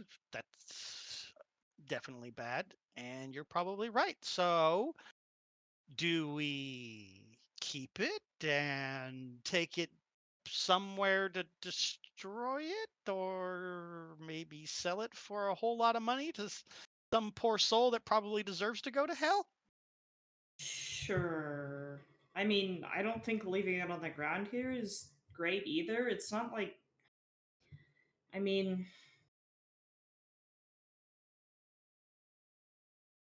That's all you had to say. Boop, in the pouch it goes. Whoosh. Oh, but it let me wasn't wrap it. dangerous here because there's no one here. Well, somebody was wearing this ring because they dropped it in the woods. I'll Oh, just wrap it in this cloth here so I don't accidentally put it on, and then I will toss it in my pouch. There we go. One infernal ring out of circulation, ready to be returned to the church for destruction, or if we want to sell it to somebody that we really don't like, maybe I can give it to Reggie when we get back. See what happens. I He's- don't think that's a good idea. I don't think Oh, he needs what he's offering, anyways. oh, come on, it would be fun. But never For mind. who? I don't know. I'd probably regret it in the end. He'd probably turn into some super evil version of Reggie, and then I'd have to smack him around a bit. And the only way I would be able to stop him is shave off his mustache, which I am going to do, by the way, one of these days. I just want to see what he looks like without I it. can hear you. What? I thought we went in opposite directions. What the hell are you doing over here? So she's like, huh? Well then, not the medallion, evil ring. Let's continue on. And so you start rooting back in the dirt, and your other 2 investigation checks were really shitty. So for now, you're not finding anything. Switching over to the northern team. That would be Sir Reginald and his lanky shrimp friend heading northbound, right? Right? Yes, yes. Yes. You guys have a similar scenario to Lady Farland, as the woods here are quite thick and overgrown. So traversing through this stuff without getting lost will require a survival check. Takashi, you may assist him, or whoever's better trained in survival. Who has the best survivals? I'm not trained in it. Probably not, you little dainty boy. I've got a +6 total. +6. But are you? Survival. Let me. But are you trained? I got a +3. Okay, so Yes, Reginald. I am trained. All right, so Reggie, who is actually trained in survival, will be heading this up. You can give him the assist action. I will. As you guys kind of traverse through here. You have been on the island before, but not this part of it, so I can't give you anything other than the normal bonus for a. It might be at a disadvantage because, you know, I'm like, this is not poisonous. Isn't that poisonous? How Well, do I roll at advantage? the ADB button in the lower left-hand corner. It's next to your dice tray. Dice. Yep, that's where all your modifiers are. So.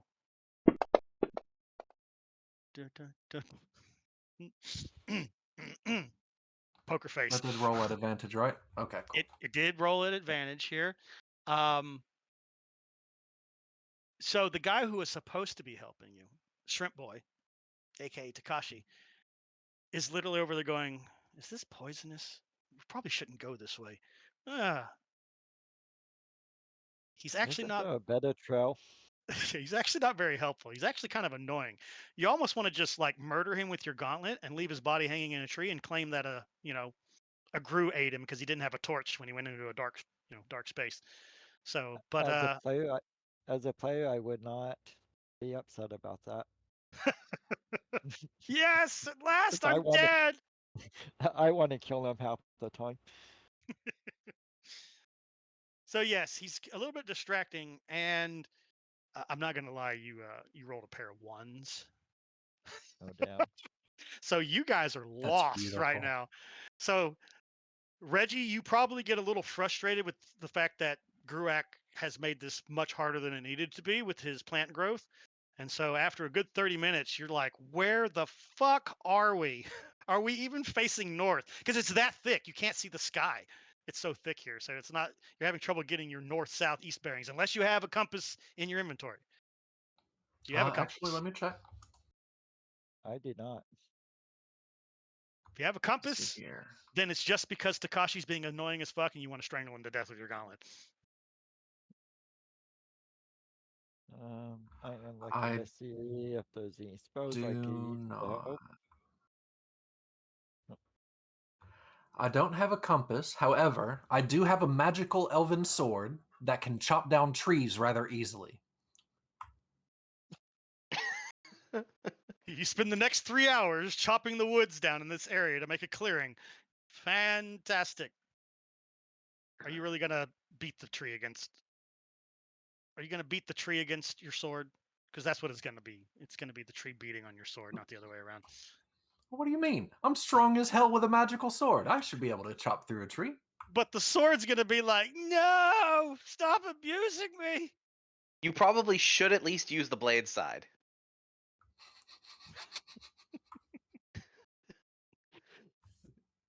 Yeah. I could cast Blade Road if that might help. I mean, it has the road blade in it. Okay. And you're all cut now. seriousness.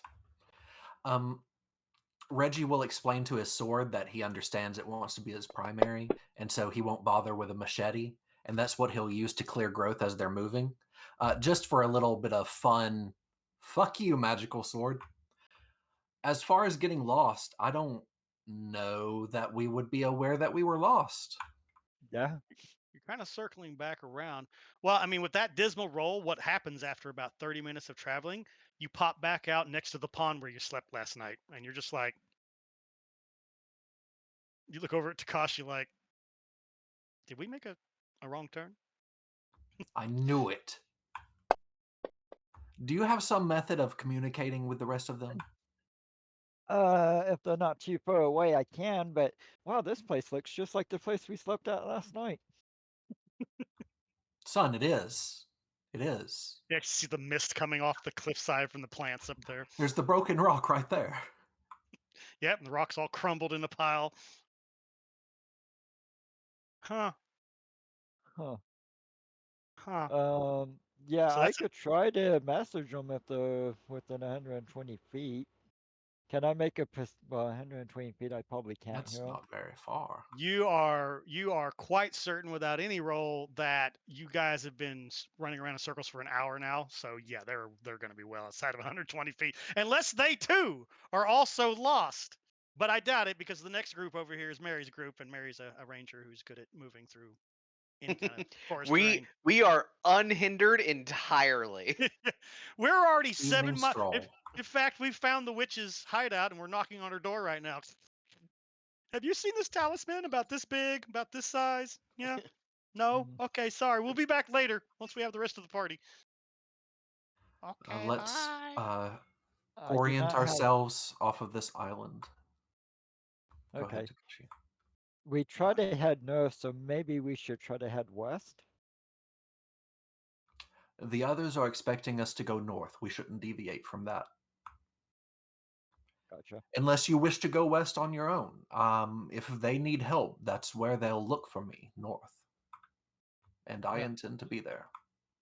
I was just thinking maybe we could go west like 20 feet and then head north, and maybe that way we won't circle back around. Trying to find a different path through the north. But I have no idea about this wood stuff. Yeah. So, I mean, you I- obviously see the place where you entered, right? Because there's like a Reggie-sized hole in the trees where where you plowed through to begin with. So, if you want to plow back through your path and try again, Nah, since the shrimp suggested something, I really want to make him feel like he's contributing. hmm We'll go a little bit over like he wants, and then we'll start cutting north. I need a new survival check from you in the tower with advantage. Don't roll double ones again. Don't tell me what to do. I'm sorry. I'm sorry. You're not my supervisor. I forgot about player agency. You're not my supervisor! All right. So about 2 hours into your day, all right, because we went 3 hours with Farland, so we're going to go 3 hours with each of you and see what happens in these 3 hours. So 2 hours in, you're making steady headway. This time you are kind of utilizing the blade to cut notches in the tree trunks, just in case you circle back around again. You're like, not this time. Orland's Grace, I'm going to put you to work. Whack! Whack! Another tree. Whack! So it's just this poor forest now has all these notches just whacked into the trunks. You know. Fuck nature. Grooacc's Finally, not around. He something- can cry later. Yes, Yes. but Grooacc is now superpowered with the god though. So every time you whack a tree, he's like Obi-Wan Kenobi feeling Alderaan exploding. Reggie, what have you been doing? Something me and Reggie finally agree on. Cut it all down. Nature's All right. overrated and in my way.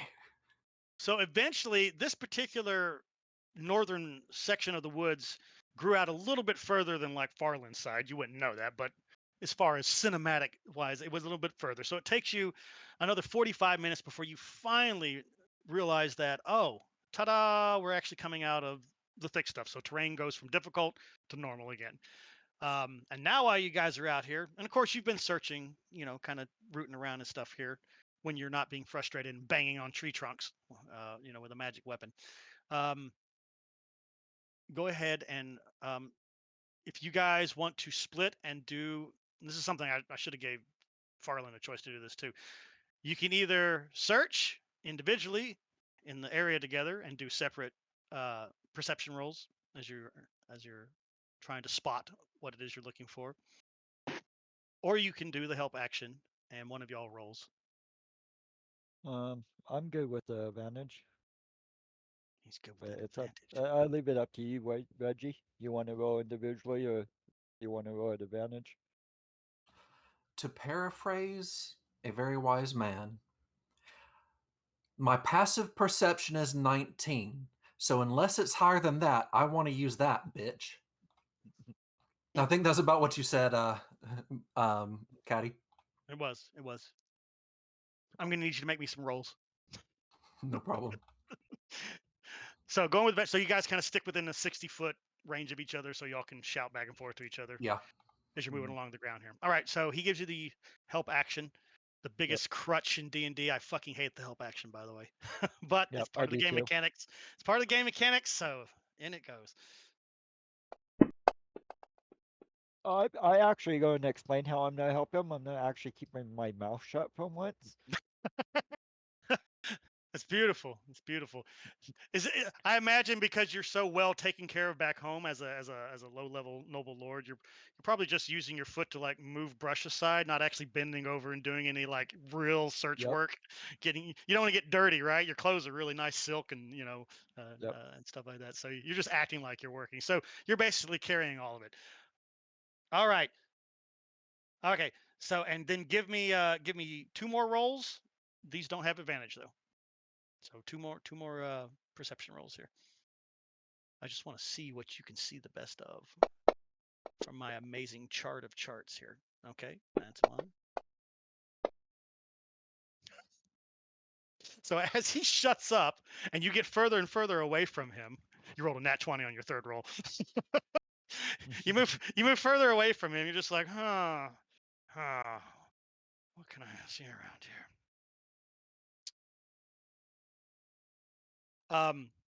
So you're pushing your way through the brush, right? And you're like using Orland's grace to like lift branches up out of your face and stuff because you don't want to get your mustache, caught on a branch, right? That would be painful, right? And then that tree would probably get the crap beat out of it with your bare fist for pulling on your mustache. Orland's my saving grace. That's right. So you're like whacking little branches out of the way or lifting them or whatever, and you kind of come through this,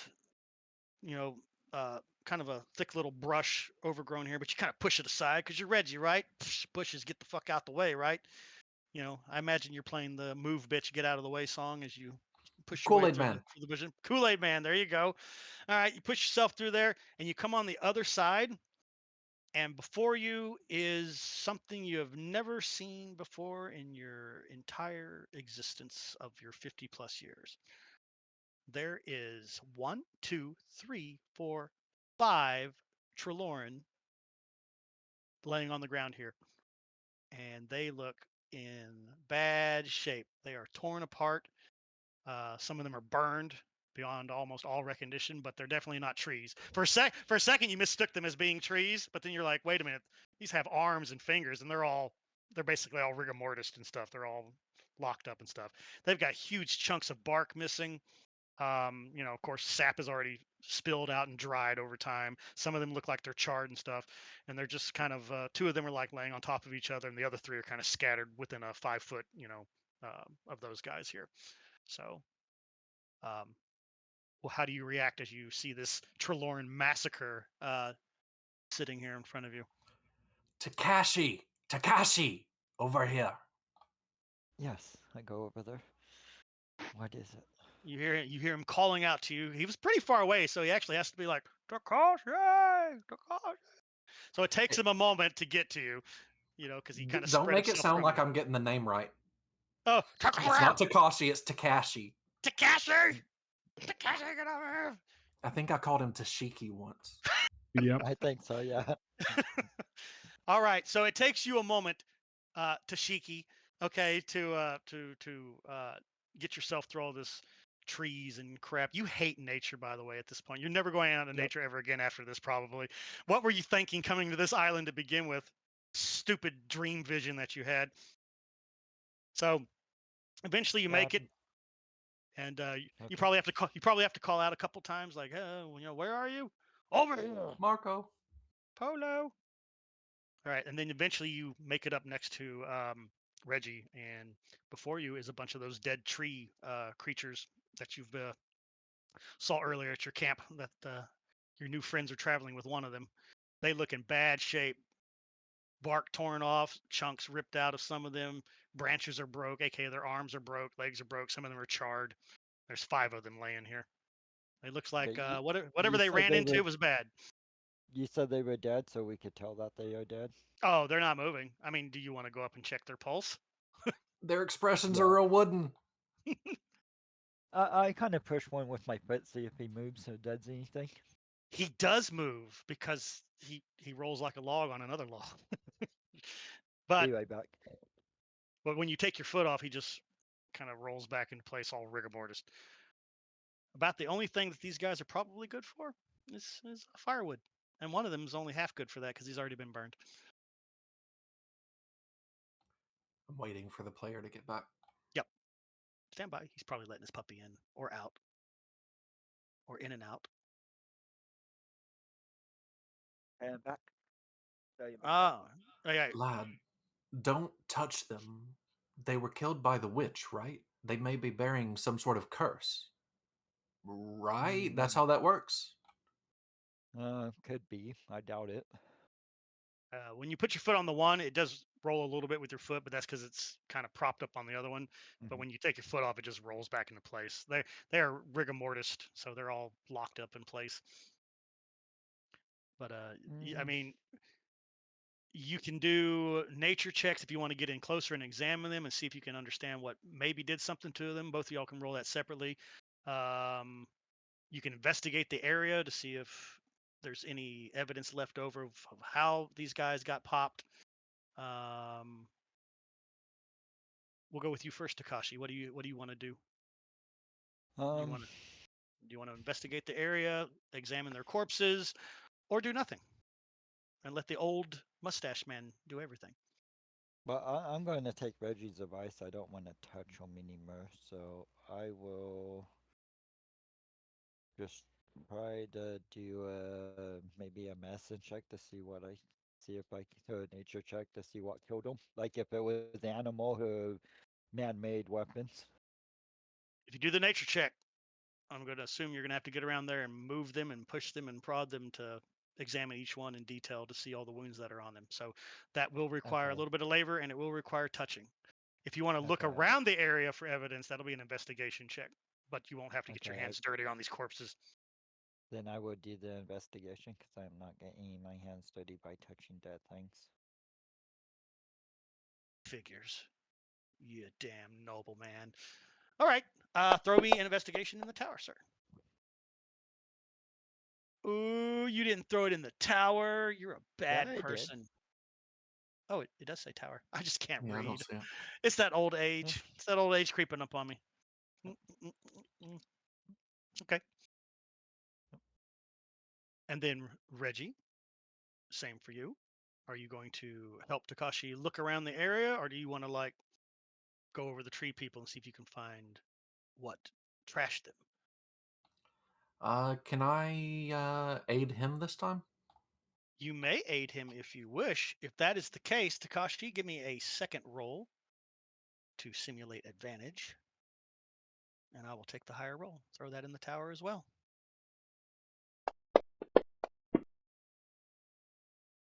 Moving on up. That's the higher one. That was my nat 15. It was your nat 15. How did you know? I'm just psychic that way. No, you really are psychic. You rolled a 15. How dare you? Oh, you're stream sniping. Don't stream snipe. Nope, I'm not stream sniping. That's bad for you. It was just a lucky guess. Okay, can I have the lotto numbers? Give me the winning lotto numbers right now. If I win, I share it all with you. We can all retire. In my Thursday night game, I'm like, I'm never gonna crit. I'm never gonna crit. I'm never gonna crit. I say all the time, and so every once in a while I do roll, and the one player is like 72 years old. It's like, how can you always call when you're going to roll a crit? You're just not paying attention, sir. All Yep. right. All right. So Reggie, you kind of help him out there a little bit. All right. So as you two kind of split up and walk around the area looking for what could have possibly felled these mighty warriors. A little bit of extra information also about the corpses here. Um, 3 of them were more like Grooacc, so they're the lankier species, and 2 of them were the big, powerful, bulky ones like the Bob that's now traveling with your party. So there's 2 oak hearts here, and then 3 pine hollows, kind of all crumpled up there together. So as you are moving around, you do notice it's kind of obvious, even with the 16 there, that um, there are some scorching marks on some of the other tree trunks in the area. To you, Takashi, it's real easy to tell without an Arcana check that, yeah, this looks like magic, that misfired or missed their targets and hit the trees, and the bark has been completely disintegrated off of some of the places that were hit, and then the surrounding tissue of the tree has been burned up and stuff. So it definitely, you definitely uncover evidence that magic was in fact used here, which does kind of coincide with some of the body damage that you did see back there on the corpses. So magic was definitely used in the dispatching of these Treloran. What kind? That will have to be an Arcana check if you want to try to ascertain what kind of magic was being used here. Evocation. Probably. Depends on what he rolls. Throw that in the tower for me, sir. Unless you don't give a shit about examining the magic.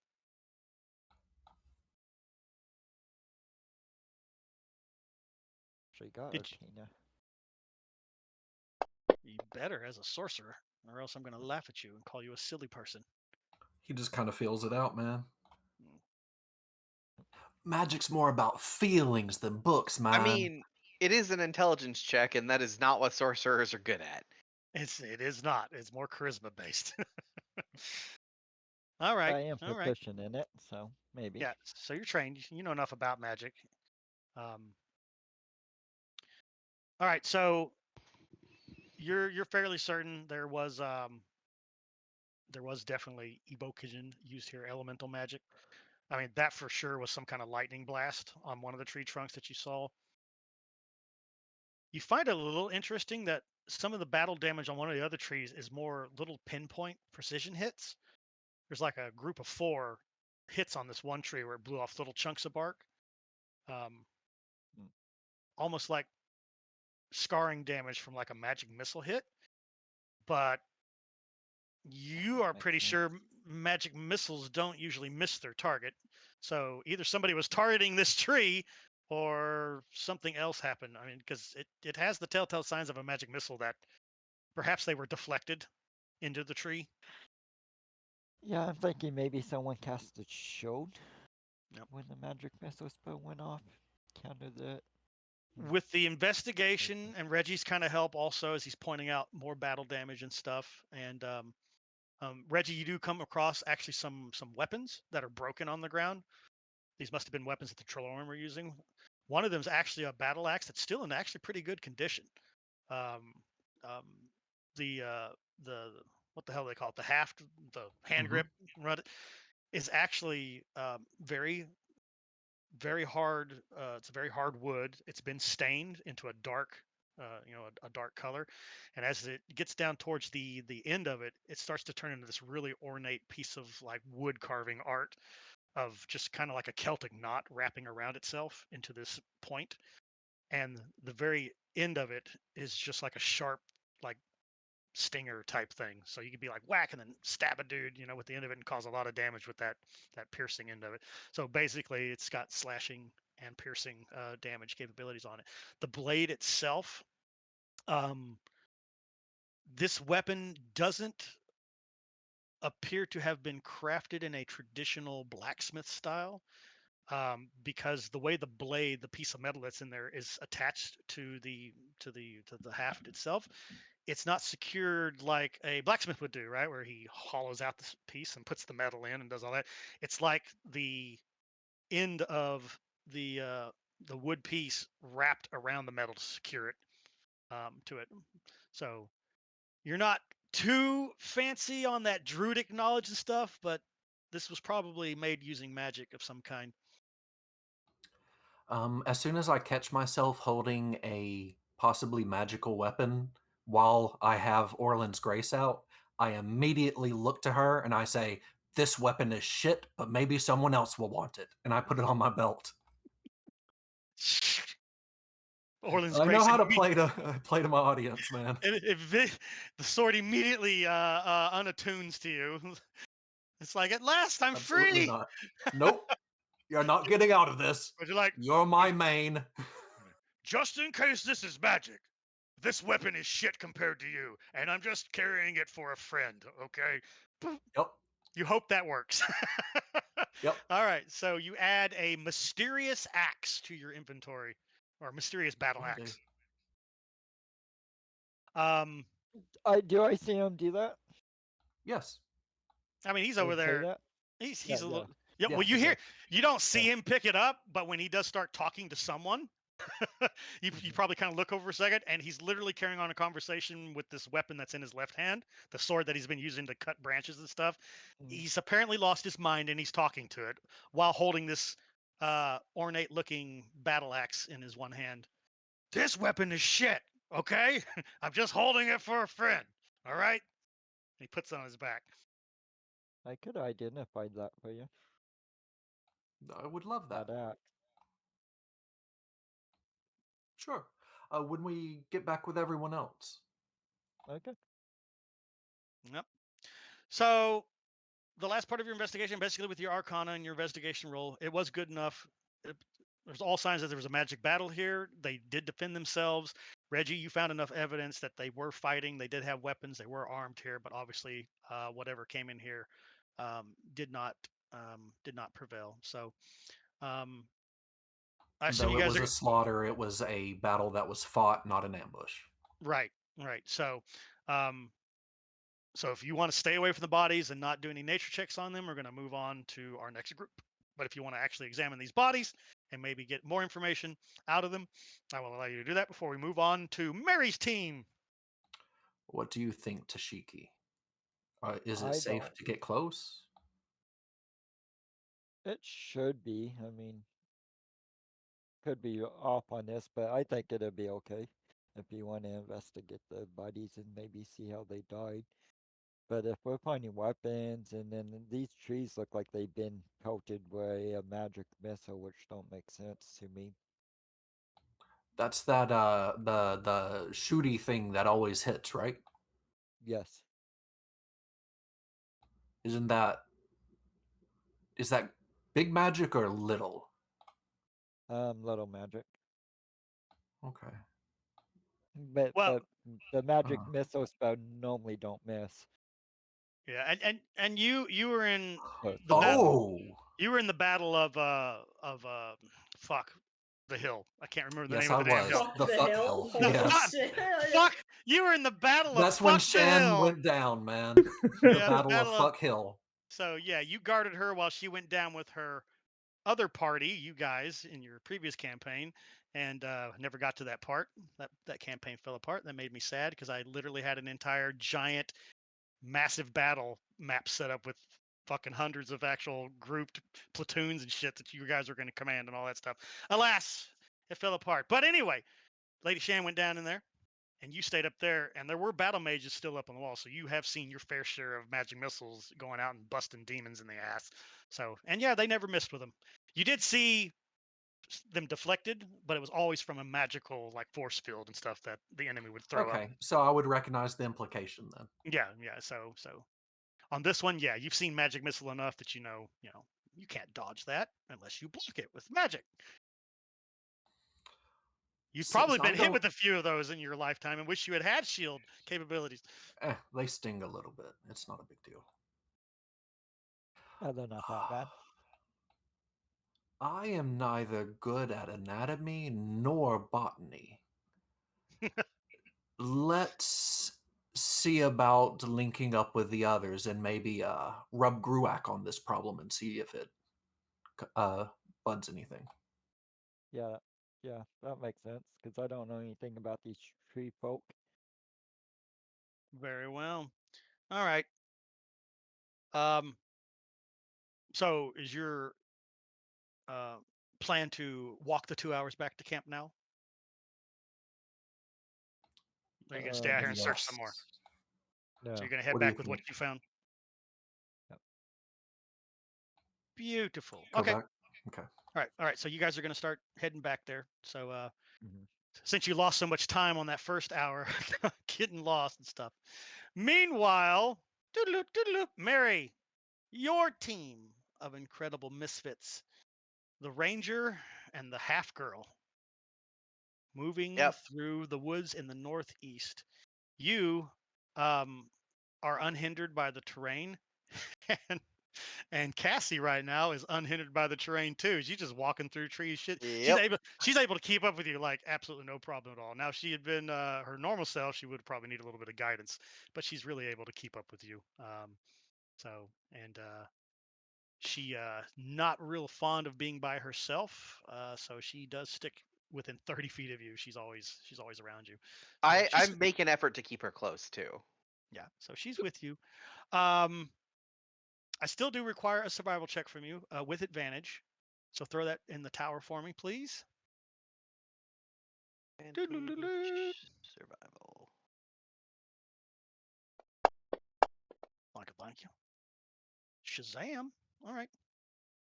Easily, you and the half corporeal Cassie move through the trees until eventually you get out of the thick growth and more sunlight starts to stream in from the lighter forest coverage in the area.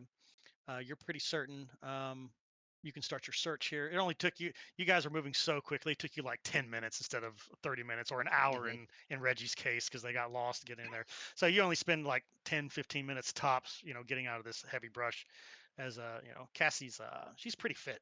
She's pretty she was before she blew her adopted parents up on accident, with her fire magic, she did all the farm work. So she was into baling hay and taking care of animals and doing fence repair and other chores like that. So she's pretty fit. So she's able to keep up with you quite easily.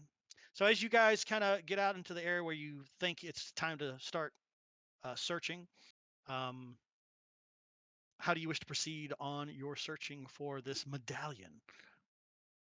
I definitely, like I said before, would suggest to Cassie that she can just kind of sweep with her foot in front of her as she moves, because it'll cover a good amount of ground very easily with little to no effort. Mhm. As for myself, uh, what is the animal situation on this island?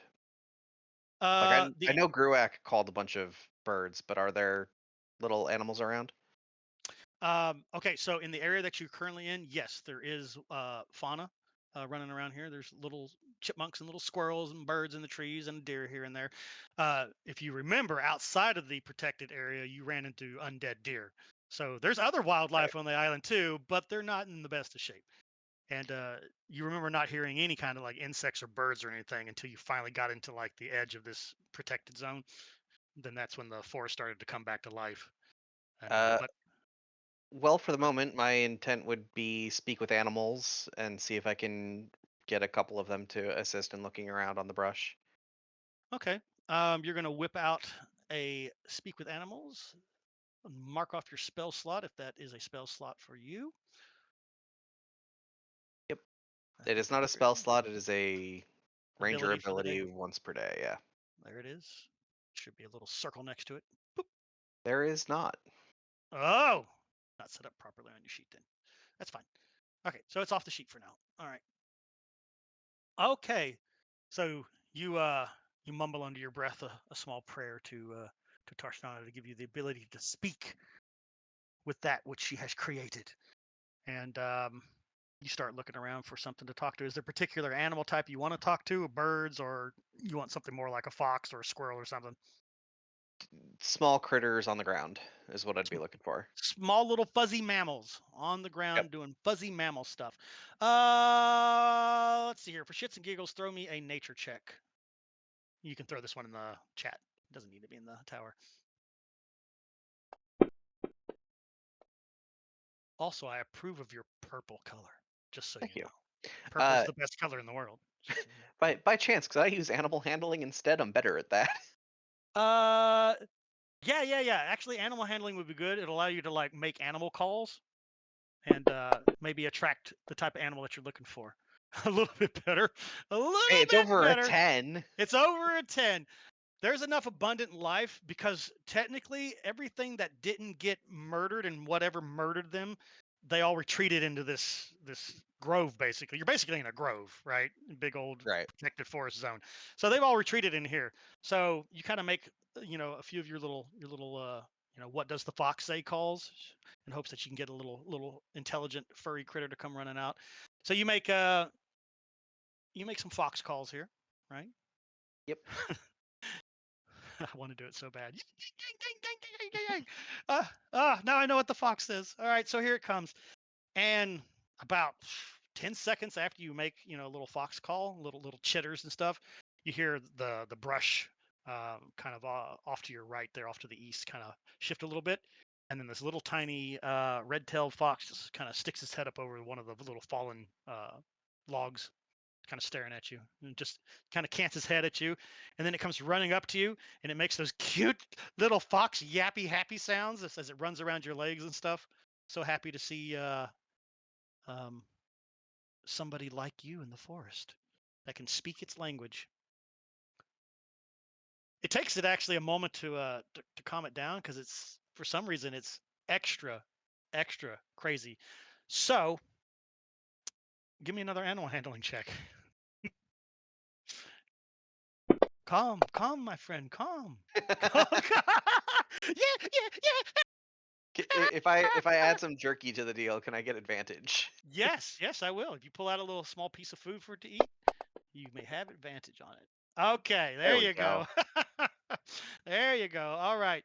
So once you pull out the meat, it's like, oh shit, something to eat. I don't have to hunt for it. So it kind of stops for a second. You kind of toss it down immediately. It just nom, nom, nom, nom, nom, nom, nom, nom, nom, nom, nom. And this little fuzzy tail is wagging back and forth. It's very happy. So now you should be able to talk to it without it, being a hyperactive child running around your feet.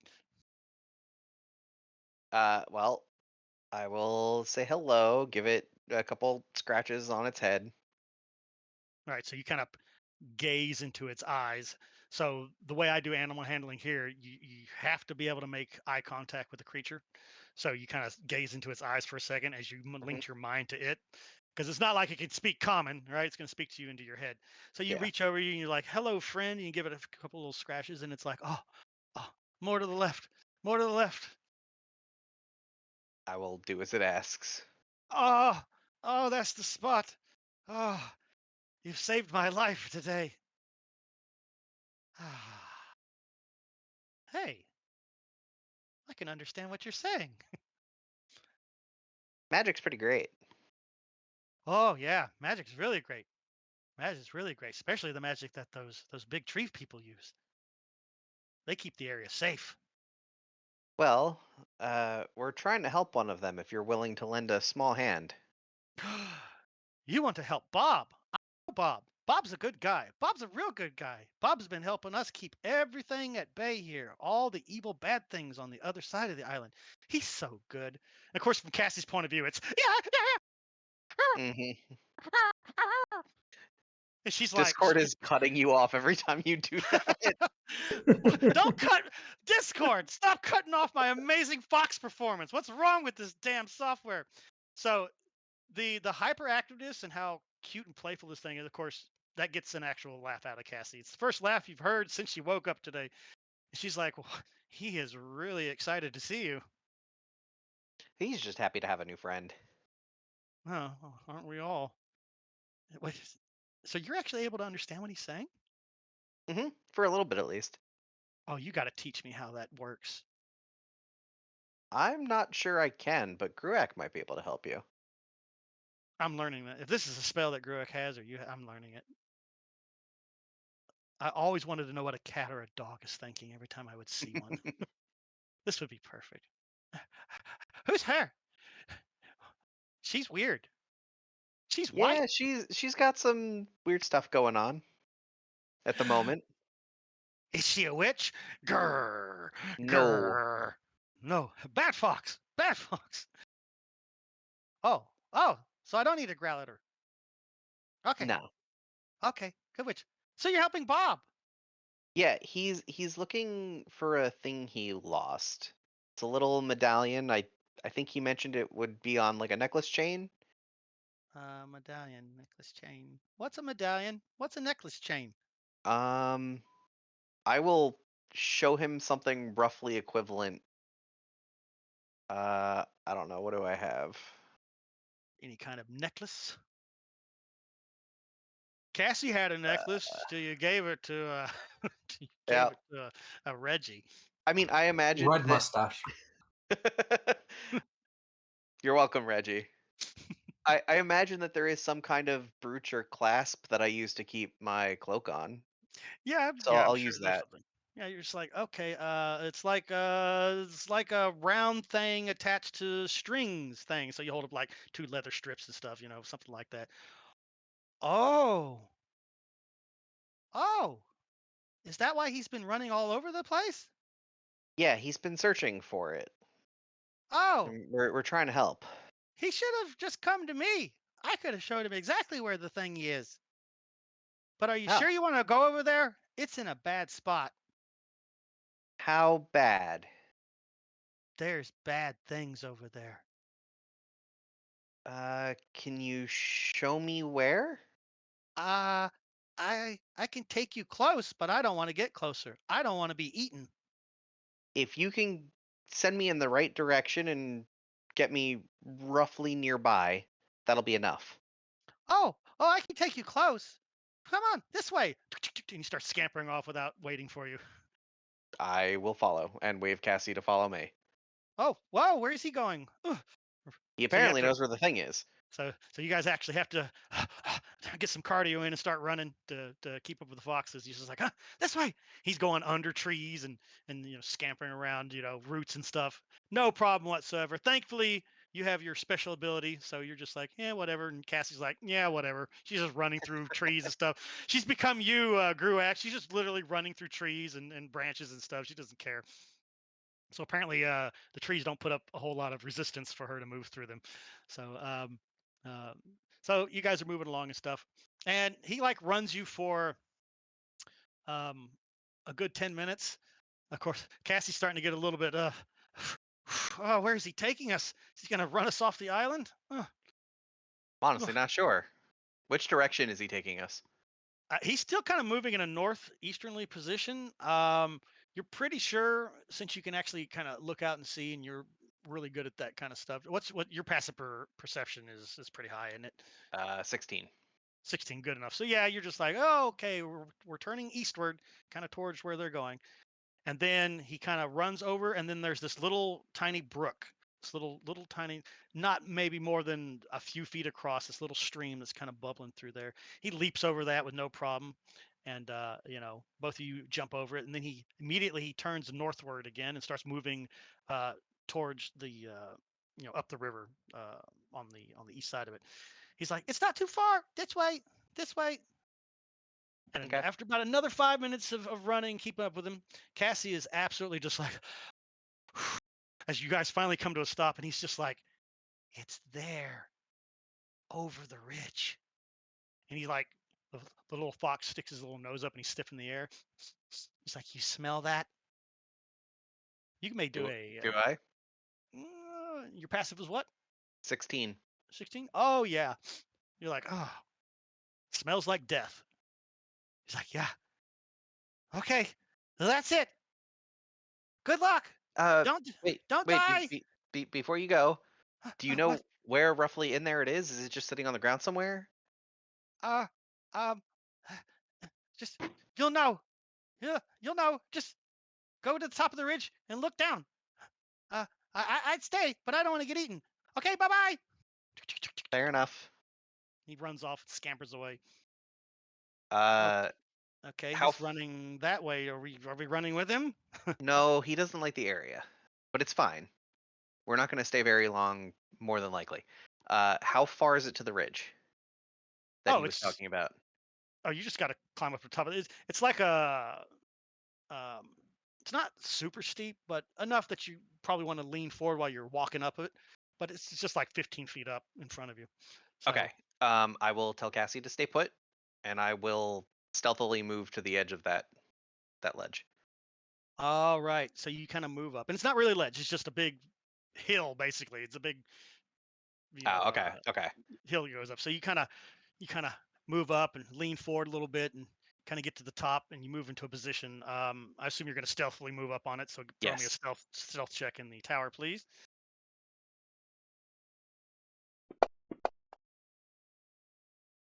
Ooh.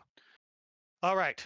You make nary a sound. Not even the fallen autumn leaves give away your position as you move to the top. You're fairly confident nothing heard you. And you get just enough. You kind of crouch down at the last part where you're basically walking on all fours up the side of this slope until you can just get up high enough to peek your head over and look down. So on the other side of this, it's basically a big hump in the terrain, right? So on the other side, it's about as steep going down. You'd have fun, sliding down the other side. But as you look down on the other side of this little 15-foot tall embankment, basically, it kind of blocked your view. But as you get over to the top and look over, this is exactly where the edge of the good zone ends and the bad starts. All the trees on the other side of this little ridge are dead or wilting or dying. They have tree sap kind of just leaking out of their decaying bark and stuff. And you're pretty sure you're just like, oh shit. So here's the edge. At least this part, is where it's kind of encroaching in. If you had to put it on a map, this part is like bulging inwards for the corruption. So this is kind of where the weak point is.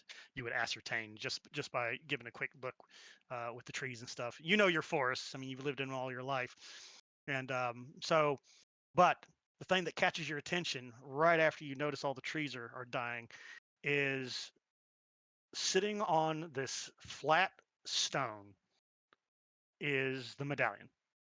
It's just sitting there, but surrounding the medallion, basically in a squatting position, they're kind of like resting on their haunches. There are 8 undead looking individuals that are just staring at this medallion. Okay. And they're wearing various kinds of kind of like the armor bits and pieces that the crew of the ship was wearing. So very, very Jafong style, Asian armor, samurai type armor, and Bushido armor type stuff. Of course, it's in absolute fucking shit repair and falling apart and everything, just like they are and stuff. Most of them have their hair still pulled back into samurai buns and stuff like that, but their flesh is pretty much fallen off, and eyeballs are missing on some of them, and no more lips, just grinning teeth everywhere. But they are fascinated by this medallion sitting on this stone, and they don't notice you. Not with that Okie dokie. crazy ass roll you did. Okay, I'm going to go back down the hill. All right, so you slide silently back down the other side of the hill. And I'm going to cast Summon Beast. All right, so Cassie sees you kind of peer over for a moment, and then you slide back down. She's like, well, I think I can get this without much trouble, actually. oh, is the medallion on the other side of that? It is, but it's surrounded by a bunch of undead. So I'm going to try to do this quietly, Oh. and I need you to also be quiet. She's like, oh, sorry. No, I think we're okay this far out. All right. So you're yeah. summoning Beast. And I'm going to summon a air spirit. I don't know if I can put this maybe like that. No. Nope. I don't have any way to put it in chat as far as I can tell. Was it a spell? Yes. Or is it an ability? What level spell is it? Level 2. Level 2. Summon Beast. I see it. I am going to click the chain and get a little information. Level 2 concentration, 90 foot. Concentration for an hour, huh? Yep. And And then it's like you can summon different types. I'm going air. And so like when you click on that, it gives you the different levels for it, and I've got a level 2 spell. So it was a level 2 air spirit. Level 2 air spirit. I see it. Got it. I have your template out. Beautiful. Okay. So it says it understands the languages that I speak. So once it pops into existence, I would like to tell it that there is a thing on the other side of this hill that's just kind of in the middle of everything. It's very obvious. It is shiny. I would like you to fly by and grab it. Before all that happens, as you do your incantation to summon it forth, what does this beast look like? Probably some kind of owl. Ah, so just an owl that's like made out of air, or does it Yeah. actually so it's an owl that's got like a wispy smoke, Yeah, kind of it shape to it. looks solid enough, but it's Yeah, very clearly not like a real physical owl. It is a yeah. spirit. I can see like ethereal like Yeah. tendrils like coming off of it and stuff. So it appears in front of you. You probably like stick your arm out and have it appear on your arm like an owl would sitting on your arm, and it Mhm. comes into being, and you look it in the eyes, and you explain, there is a shiny object on the other side of this. I need you to retrieve it for me. Who got it? All right, so he jumps and he heads over the side of the hill. I would like him, like I would direct him to start as reasonably high as possible to avoid detection, dive for the medallion, and immediately swing back up. All right, so he screams out "Tora, Tora, Tora" as he dives in like a dive bomber in World War II. Gotcha. All right, so you send him up into the trees, and he flies up there. Then he rolls over on his back, and then kind of looks down, and he spots the object. No problem at all, because it is it's not really a shiny medallion because it's made out of wood and colored strings, but it's colorful. It's got like Yeah. a lot of colorful bright string, so you can see it easily enough. Sure enough, he comes dive bombing down on it. Caw-caw, and he does a drive-by stealing. Yep. So he snatches it up, and he pulls up and comes whipping over the side of the hill, and he drops it from a 10-foot height above you, and it lands into your hands, and then he circles around you. And then about 6 seconds later, in a show not unsimilar to that of Indiana Jones, a Oh bunch yeah. of undead start coming over the hill. The instant that I see the owl come back over the hill, I turn to Cassie and say run. And we Aw. book it. And Cassie's like, "Oh shit!" And she hardly ever cusses, but she's like, "Oh shit! I need to work on my cardio." But I bet you're glad you're incorporeal right now. I am so glad I'm incorporeal right now. You have no idea. I will never question this ever again. All right, so she's booking ass through the trees and stuff. So basically, they're not close enough to initiate a combat yet, but we are going to do a little miniature cinematic chase sequence here as you guys move in and out of the trees and stuff. She's just plowing through the trees like the Kool-Aid man. She don't care. So, but you are kind of more of the target because she's not really here. Right? So they can smell you. They can't really smell her because she's between worlds and stuff. So they're definitely locked on you. Plus, you have the medallion in your hand right now. So they're really, really locked on you and they want you. However, they're not super fast. Some of them are more damaged than others, but there are two that are capable of dashing pretty good. But I think you can outdash anybody here, can't you? They can, Uh, they can I dash have 60 feet at a time. So you can do like 80, 90, can't you? I can also do 60, but I'm not affected by difficult terrain. Right. The big question is, do you turn on the juice and leave Cassie At behind? First, maybe. I mean, All right. probably not. I wouldn't want to leave Cassie behind. All right, so you and her are going to kind of stick together and stuff. That's fine. You're going to leave at least half of them in the dirt. So 4 of them, they won't be able to catch up. One of them can barely even move. He's more like just dragging half of a leg behind him. So he's really slow. So really, there's only 4 of them that you have to worry about. And of course, they're growling and snarling, and they're basically for nightmare fuel. They basically are 28 days later. So they're Okay. running also, just like you. So there's raw, and they don't care. They're running by, and as they hit branches, pieces of their skin get torn off and shit as they're running by and stuff. They start looking even worse for wear as they smash through the trees and not really caring either. Their job is a direct path to you. So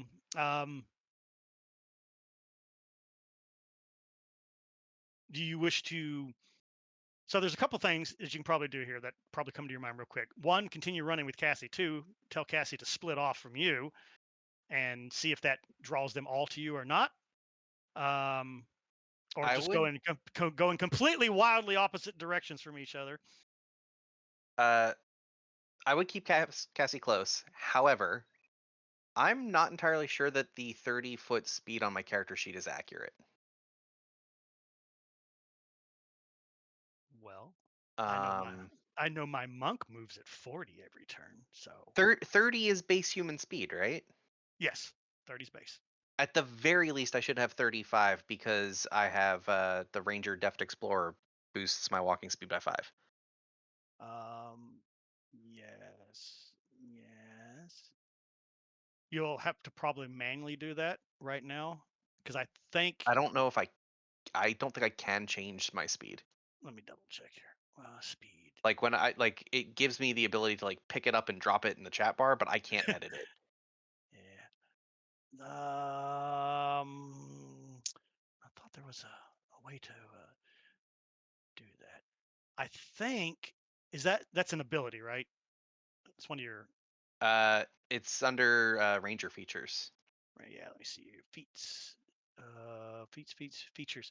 Extra attack, favorite enemy, fighting style. It's under Deft Explorer. Deft Explorer. Why am I not seeing Deft Explorer? It's Natural Explorer. the second Mountain. thing. Second from the top. Deft Explorer. Oh, it's under Ranger actions and effects. Okay, there we go. Deft Explorer, optional replacement. Oh, why does it have heal buttons next to it? Does it heal damage too? Somehow? At level 10, I basically gain second wind. I don't know if it's possible. I'm wondering if that's something. You know what? Okay, just remember that 35 feet. So, Yeah. because remember, we lost some automation. So Yeah. That's why I was like, hang on a second. So I can dash 70 feet. Okay. Well, the question is, do you want to like not completely split off from her, but like give yourself like a 60-foot gap between each other, just spread out a little bit to see what happens? Yeah. Okay. All right. So you kick on your Deft Explorer and tell Cassie to head off that way, but don't worry, I'll keep you in my at least my hearing range, if not my visual range. And she trusts you enough, so she goes okay, and so she tears off, kind of I'll also off at an angle from you. I'll keep the owl with her. Oh, so you look at the owl and give it the command like stay with her. The owl Yeah. gives you a little hoot hoot and heads off towards her. All right, so you test your theory and kind of go full turbo 70-foot mode, and you split off from her, and all 4 of the ones that are kind of keeping up with you, you're kind of leaving them in the dirt now at 70 feet, but they all come after you. Perfect. So they're either locked onto you because you're living and they can actually detect you, or you have the medallion in your hand and they're somehow able to lock onto that. Well, yeah, Cassie's a ghost. She's dead. They also I'm not dead, you bastard. they don't seem to be impeded by the nice area of the woods at all. Well, I'm glad you asked that because I was about to tell you something. So they come running, rah, rah, rah, and eventually you cross over into this area, right? I mean, the woods are kind of nice here where you are, right? Because Mhm. the dead part was on the side. They have penetrated in here pretty good, but there comes a point when you're running and all of a sudden it's like an invisible wall is there and they smash into it. and Perfect. it literally repels them. They go flying back about 10 feet when they hit the wall. That doesn't stop them from coming over there again and trying to like push their way through. But it's like watching Conan pushing the wheel of pain, but going nowhere. They're just pushing against this force, and their Yep, feet are just digging into the dirt. So, and that's fine. Cassie and I are gonna keep running. I'm not yep. gonna bother watching to see what they do. So you rejoin Cassie, come running out of nowhere. Hey, how you doing? I need cardio. Ugh. Can we take a break? Oh, I'm dying. I'm dying. I'm not used to this much running. I, let's go a little bit further, and then we can. All right. All right. I got it. I got this. No problem at all. Let's see. Where are you at? She's got nothing. She's got no. I almost rolled on that one. Oh, 7 is still good. She doesn't make it too much far until she's just like, oh, I gotta stop for a second. She stops, puts her hands on How her. how far have we made it past that like barrier area? Oh, I would say by now you're a good 90 feet away from where they are. There's enough trees between you and them. You can still kind of hear them. I will sweep her up on my shoulders and keep running. Do you have magic of some kind she can My grab armor is onto? magic. Yeah. Your armor's magic. So is my Climb up, cloak. climb up on my back. Because yep. All right. So she climbs up on your back, and she's just like, "Are you sure this is gonna work? Okay, here I go." Does she weigh anything right now? She has no weight to her All whatsoever. right, perfect. I just book it. But she is holding on to. She's like, "Oh yeah, you've got magic on, don't you? Yep. All right, let's go. Yeah, giddy up." Yeah, and we're gone. Full Okay, speed. you Full guys are full tilt. speed, full tilt running until you yourself eventually your legs do start to hurt. So, but you'll be back fairly soon and stuff. So, you have acquired the medallion, and you'll probably make it back long before even Reggie and anybody else does. So, onwards, Grooacc. You don't know because you don't metagame that the medallion has been found. You and your friend Bob the Tree Man, are moving eastbound. There is a lot of trees between you and them. So as you guys are kind of start your journey walking through and stuff, Bob kind of looks back. I don't remember the forest being so thick. Did you have something to do with this? Yes. No doubt the power from Toshana. One of new friend was mean to flower, so I had to fix. Mean to flower. Oh, one of the mist petals. Are you saying one of your companions tried to destroy one of them? Yes, but I don't think he bad. He just doesn't know better. Ah, humans are foolish and wasteful. If they understood nature as we did, the world would not be in the shape it is now.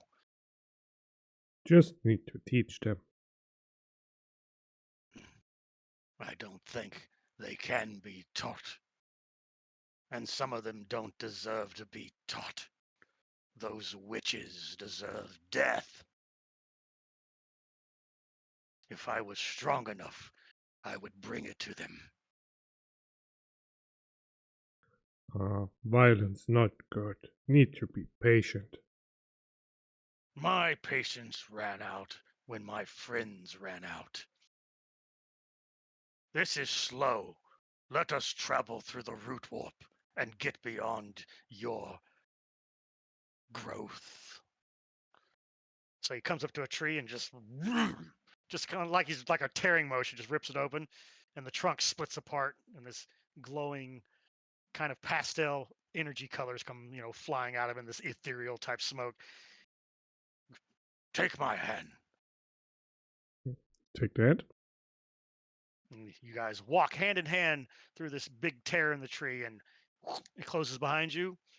And he's a little bit more specially trained than you are in this, so he travels way further than you possibly could in your current knowledge of how this works. Of course, from your point of view, as you're walking through this, it's just a tunnel of all this pastel lights of cyans and magentas. It's very cyberpunk in here, even though, it's nature. Who knew that nature was so cyberpunk, man? So you're flying through this tunnel of light, basically, and then there's this flash in front of you, and both of y'all exit out of another tree much, much further away. And it is much less dense here where he pulled you out. So he basically just skipped past all that crap. So no survival checks are needed for you. You literally just warped to the east. Yeah. Now, I had my medallion here. I was wearing it. We moved north and then west. But I don't remember where I lost it. It could be anywhere here. Do you have magic from Tarshana that can help us locate my medallion? Yes, I will have a look. So it's basically druid craft. Provides various minor effect related to nature, weather forecast, flowering, sensory effect. You're gonna need more something along the lines of detect magic. Something that can feel the draw of energy.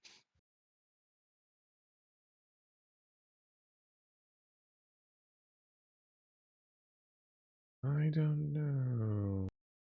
I don't know.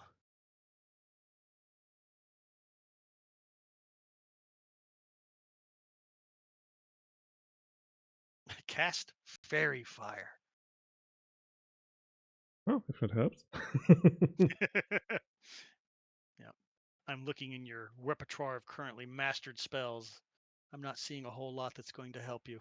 Other than speak with animals, which somebody else has done in another part of the woods.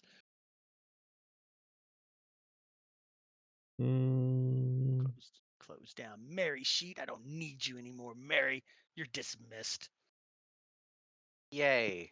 Dinner time. Om nom nom.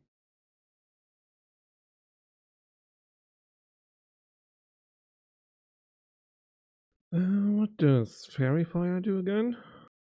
It just highlights a target, gives people advantage against targets. It's not going to help you here. Really, the only spell that might help you is going to be Speak with Animals. Then Certainly help you in your search. Then let's do that. Or you can just go raw, straight up investigation / perception as you dig your way through the group, through the underbrush, looking for this medallion. But you get the idea of maybe animals can help. All right, you're gonna fire off a Speak with Animals. That is a level 1 spell. Cast your magic might.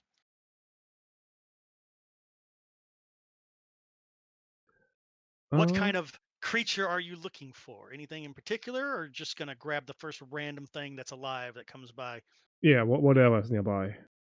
Whatever's nearby. Let's see here. Snail. It's a possibility. Throw me out a nature check, please, as you kind of look around for the nearest possible animal that would be of use that is not a snail. Because if you grab a snail, this is what I'm going to do to you. Can you help us? Where is Medallion? You want it covered? No, you don't need to cover it. Over there. A 7. Not the sharpest tool in the shed. So you're kind of looking around. The fact that you two came out of a tree trunk with blinding light shooting across the woods made a lot of the larger animals go scampering away. So you're just like, there must be something to speak with here. So you turn over this log, and there's this cute, tiny little kangaroo rat sitting there. Big, giant, floppy feet, tiny body, cute little ears. As you turn the log over, he's just like, oh, shit. what the hell is that? And you reach down quick and snatch him up with your big giant hands, and then you cast Speak with Animals as he's like just staring at you with those little tiny whiskers just twitching, his eyes big, black and beady, just bulging out of his head like, oh god, it's going to eat me. Until you finish the spell and you say, Hello, little friend. Have the little you? ears go boink. They stick up like, the shit? This thing can talk my language. Okay, continue. We need your help. Have you seen little medallion thing? It's like little object with string on it. Object, string, string, object, string. Mm, mm, You can tell the gears are turning in his little tiny mouse brain. Here, have Barry help you think. Oh. You literally have to wait like a good 30 seconds as he sits there just. The other one's like, is this really helpful, Grooacc, talking to a little mouse? Yes, the animal know better what is in forest and what not. I doubt this little rat has gone further than 100 yards from his home. He won't be of any use. Delicious. More. Hungry. You're welcome. But do you know where medallion is? Medallion. Show. What medallion? Show. I would pick up a stick and draw it like in the forest ground. Ah. I'm an asshole today. Give me a performance check to see how Oh, good this drawing is. The it's better the two drawing, the more. circles. I can do that. Depending on how well you roll, it'll either be 2 crude circles. It is 2 very wiggly circles, one inside each other, and you do add, little string stuff. Little mouse is just like, medallion, Yes. medallion, and it kind of sits up on your hand, provided you give it some room to actually wiggle now in the palm of your hand instead of holding on to it. Yeah. He's like, he points one of his little tiny paws at Bob next to you. Medallion. Yes. Bob lost. Why is it pointing at me?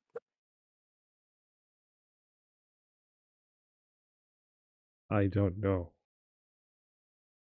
We'll make it stop. Medallion.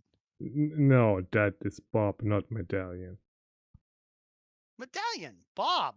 Bob's medallion. Yes, the medallion belonged to Bob. He lost. We look for.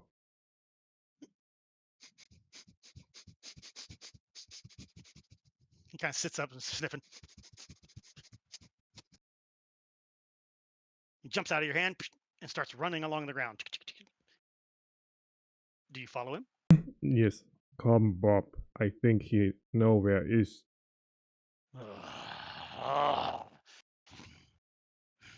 If he doesn't show me where it is, I'm going to eat him. Not a vegetarian. Yeah, obviously. Animals are tasty. All right. So you run after him, and he runs. He's pretty quick. He's a pretty fast little guy running along the floor there. You kind of lose him in the autumn leaves that have fallen a few times, but he always pops back out and looks back to make sure you're still following him. And so you two kind of lumber along, thumping, and he jumps up on this log that's fallen in the woods. He kind of goes up to the very top of this little branch. He's like,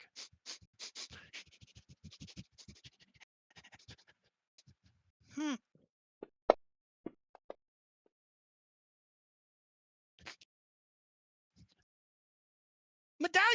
Medallion, this! And a hawk fucking snatches him right off the thing and carries him off. Oh fuck. Well,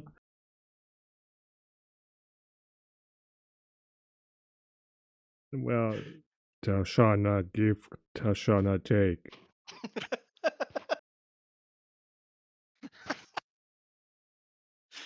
It was not the little mouse's day when I rolled for his percentage chance of being snatched up by a bird of prey. Bob tilts his head up to watch the hawk fly away, and then just looks back at you, dead face, and just, now what? Was going to eat that. I know he seems a little bit, forlorn now, just like he lost his meal for the day. I Now think what? we should go in that direction where it was heading. It's all a waste of time, but let us start. I will go this way. You go this way. Let us search. All right. Give me full-on investigation checks or perception, whichever one's higher. I'll give you the option. And we'll let him also have his day in the sun. In the tower? Yes, throw it in the tower, please.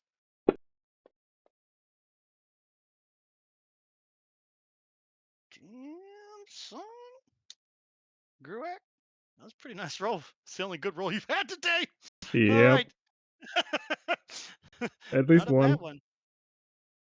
So Bob kind of veers off more towards the north, but you kind of curve back towards, the northwest here as you're kind of moving apart from each other. Again, it's still fairly good, coverage and stuff. So you're having to sift through all the, autumn leaves that have fallen. It's not too thick here yet because it's the early stages of autumn, but there's enough that it's, annoying on the ground. Pretty, like that radiant hair color that Tarshana had, while you were dead. But you're kind of moving it aside and digging and digging and digging. And you kind of come over and you push this log over, kind of a big log. So you're just, but you're big. You're Grooacc, right? You got this. Just kind of throw this log out of the way. And there is a body laying here that has beautiful flowers and stuff growing literally out of its flesh, and it's just kind of laying here on the ground in a like a burial thing, and it's got its hands on its chest, and it's holding a very, very nice looking katana weapon in its hand. There's not a whole lot of decay on the body. It looks like it's been preserved, like the flowers and the vines and stuff that are wrapped around it are keeping it preserved. So It's a you can't even. human. It's a human, yeah, and it looks kind of like that Takashi fellow. It's got the same kind of eyes and rounded face and black hair and stuff. He's definitely wearing some kind of warrior-like armor and attire, but it's just strange to find this body laying under a tree covered in all these vines and beautiful flowers that are literally growing out of its skin and stuff. And but for the most part, he is completely preserved. You can't even see where the wound on his body is that would have put him in this state. But he definitely looks dead, but not decomposing. And around him, there are also mushrooms growing out of the ground. Mushrooms that, with your druidic training, you are fairly certain are going to be useful for medicinal purposes.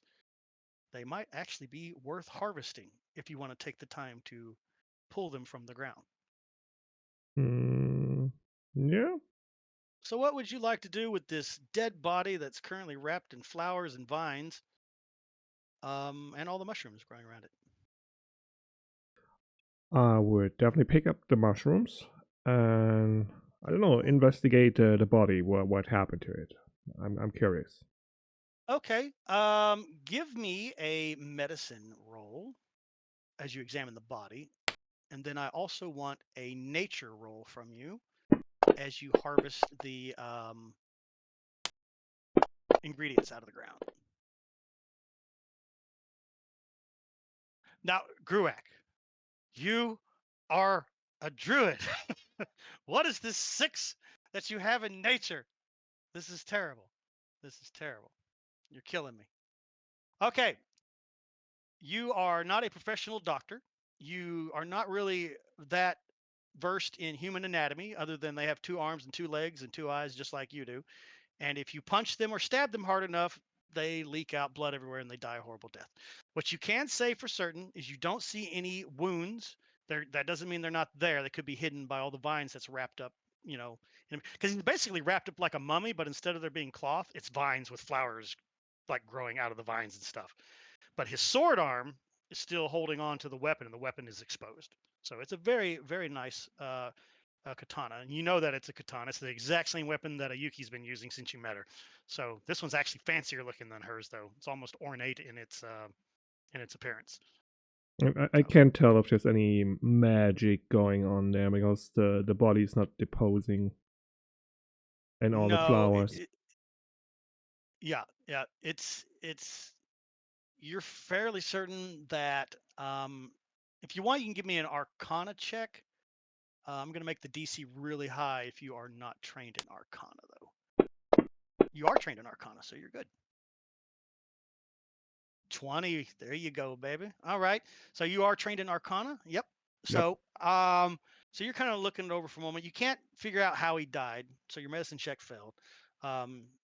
You do know enough that he is dead. He's not breathing anymore. He's not decomposing. You know that much. He looks like he should be alive. He still has color in his cheeks and everything. So, but you're like, huh? And that makes you start thinking back through all the magic that you've ever heard of, experienced, read about in your old dusty little tomes back in your own little underground library that you have in the place where you live, all that. And you seem to recall that there is powerful magic that allows people to preserve bodies. And it takes you a moment to kind of recount the spell's name, but it finally pops into your head and it's like, oh, this is gentle, what the fuck they call the spell? Gentle repose. So it's the gentle repose spell. Seems to have been cast on this fellow by somebody, and to preserve his body for some reason. Interesting.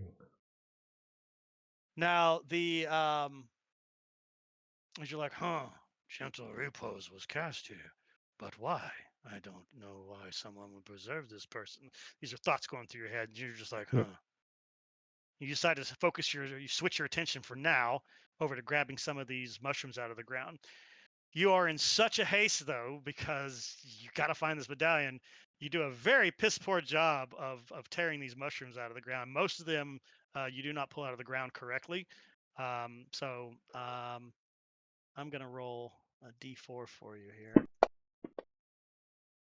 Still not bad. There's a bunch there, though. There's like 20 of them here. You managed to preserve 4 of them in a state that will make them usable in medicinal purposes later. You know that they're fairly useful when they're ground up and mixed in with other elements. This can help go a pretty nice way of helping somebody naturally heal. If you can get this ingredient over to somebody that's able to craft potions, this can actually be used to do a superior potion of healing. And you have enough here that you could make 4, because it takes 1 full mushroom ground up, mixed with other ingredients to make a potion of superior healing with this particular plant.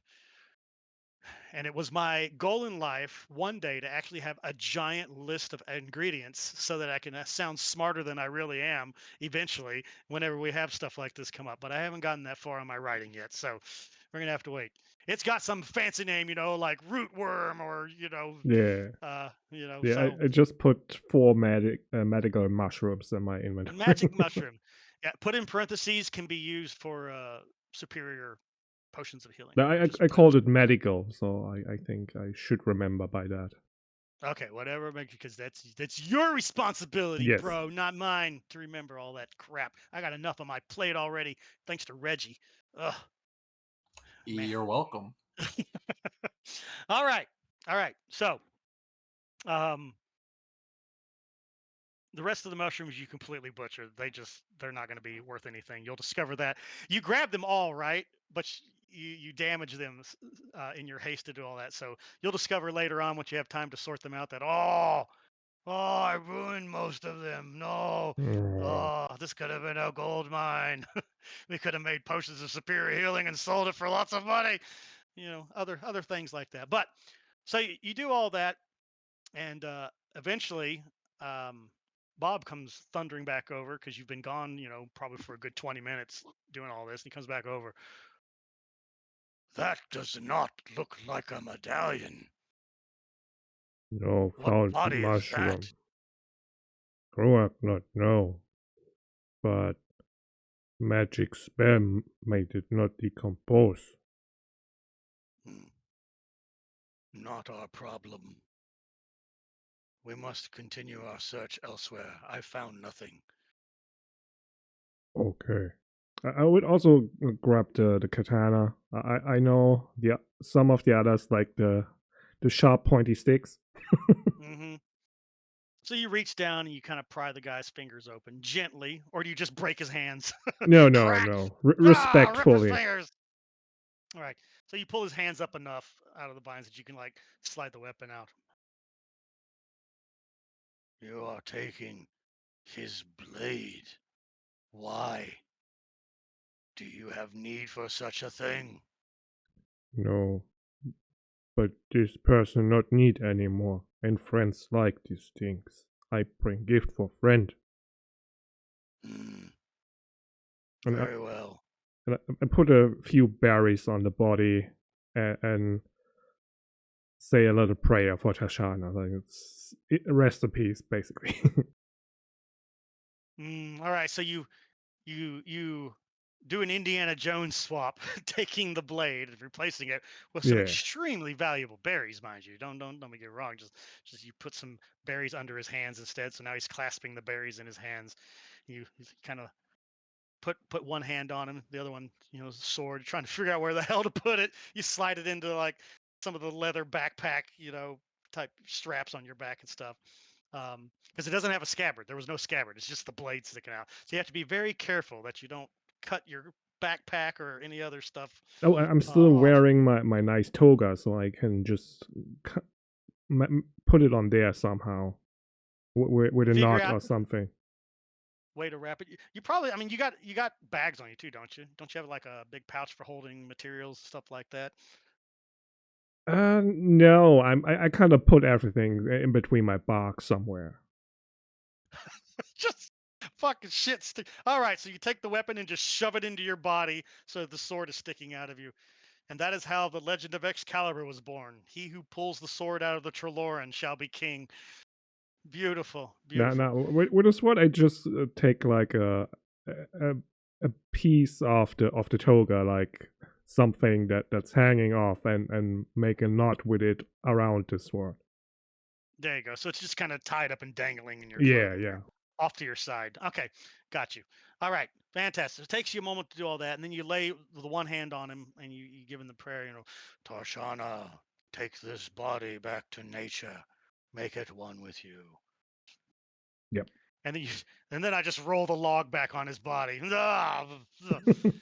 you actually cover him back up with the log, or do you leave him exposed? Yeah. I want to leave it like I found it. Okay, so you grab the log. Bob gives you a little hand this time, so you gently lay it down instead of just smashing it down on the corpse. All right, Smush. done. He's like, come on, let's go. All right, so you guys will search in vain, obviously, because it's already been found. So another 2 hours of searching, and then finally it's just like, Bob looks a little frustrated. He kind of kicks another dead log over, further on. Where is my medallion? How did I lose it? If I Not had it. worry. Let's head back. Maybe friends found it. If Tashana has smiled on us, perhaps you are right. Let us return to your camp. And so, first, Mary and Cassie, you guys get back and you head back up to your little encampment up there. About I would say probably another hour and a half later, Farland and Ayuki come wandering along the shoreline there of the little pond. Cassie is very excited, Farland, to see you returning, so she gives you a big kind of jumping, happy wave. Farland, you're back. Did you have any trouble? Not really. Well, guess what we found? Oh, yeah. She holds it up. Best search and rescue team ever. Give her a high five. What? Oh, her hand goes through you. She's like, Hey, oh. I've got gauntlets. Are they magic? I mean, they're part of the armor. No. Are they Vam braces with a plus on them or not? I mean, I assume that they are part of the mithril armor set that is magical. The mithril armor. The body armor, yes. I would say the gloves, no. Besides, it's actually funny to have her hand go through your glove. All right, I will wrap Reach. my hand in my cloak after that and do it again. It's like, come on, sorry. You're like, I'm sorry. I forgot. Let's do it. High five. All right, pop. Yeah. So Farland, this show is going on up there. Cassie holds up what appears to be a round medallion, and she's high-fiving Mary as you guys come walking up the little natural earthen bridge. Did you guys have any luck? Yes and no. You're not here, Takashi. Go away. Oh, sorry. Takashi goes I back thought into the they- woods. Sorry. I swear I heard you say they came up to our camp. You're not back yet Sorry. because you guys wandered and got Mhm. lost and all this shit. So you guys Yep. are almost it. going to be the last. You're almost going to be the last. Grooacc and Bob, they stayed out the longest because Bob insisted on searching like forever and a day. So you guys probably are gone for 5 hours, Grooacc, before y'all get back. So you'll be the last ones sliding in. So all right. So eventually, Reggie, you and Takashi, you guys come wandering out. I think it's this way. Spitting out branches and stuff. Yep. There it is. And then about an hour after that, Grooacc returns. And of course, Cassie is extremely proud to show you the medallion that's in her hands that she can actually hold because it's magical. She's just like, check it out, Reggie. Is that it? Seriously? How long did it take us to find Mary? She's so cocky right now. How long did it take us to find this? Like an hour? Not even. Girl power. High five again. This time she doesn't. She'll just holds out her hand for you to hit it instead. I will once again wrap my hand in the cloak and give her the high five. Yep. Did you guys have any luck out there? I mean, not finding this. Did you find anything amazing out there? Well, I was going to let him say what he said earlier, but I'll go ahead. Takashi, you're fired. You were going to say something earlier when you arrived. A bit of a mixed bag, really. Of course, we didn't find that. I take out the axe, but we found this piece of shit, and I throw it down on the ground. See? I've talked to my sword. It's terrible. But we did find this piece of shit. Funk. Do you throw it into the ground or do you embed it into the ground? I stay well away from anything that could be considered throwing it, so I just kind of toss it out there. This Not piece even... of shit. Woink. All right, so it just thumps onto the ground and comes to a nice quick halt from all the grass that's been growing here. The lawn mowing company needs to come up here and trim this place. Tashiki said he can identify it. He believes it's magical. Nice. Yes. Consolation prize.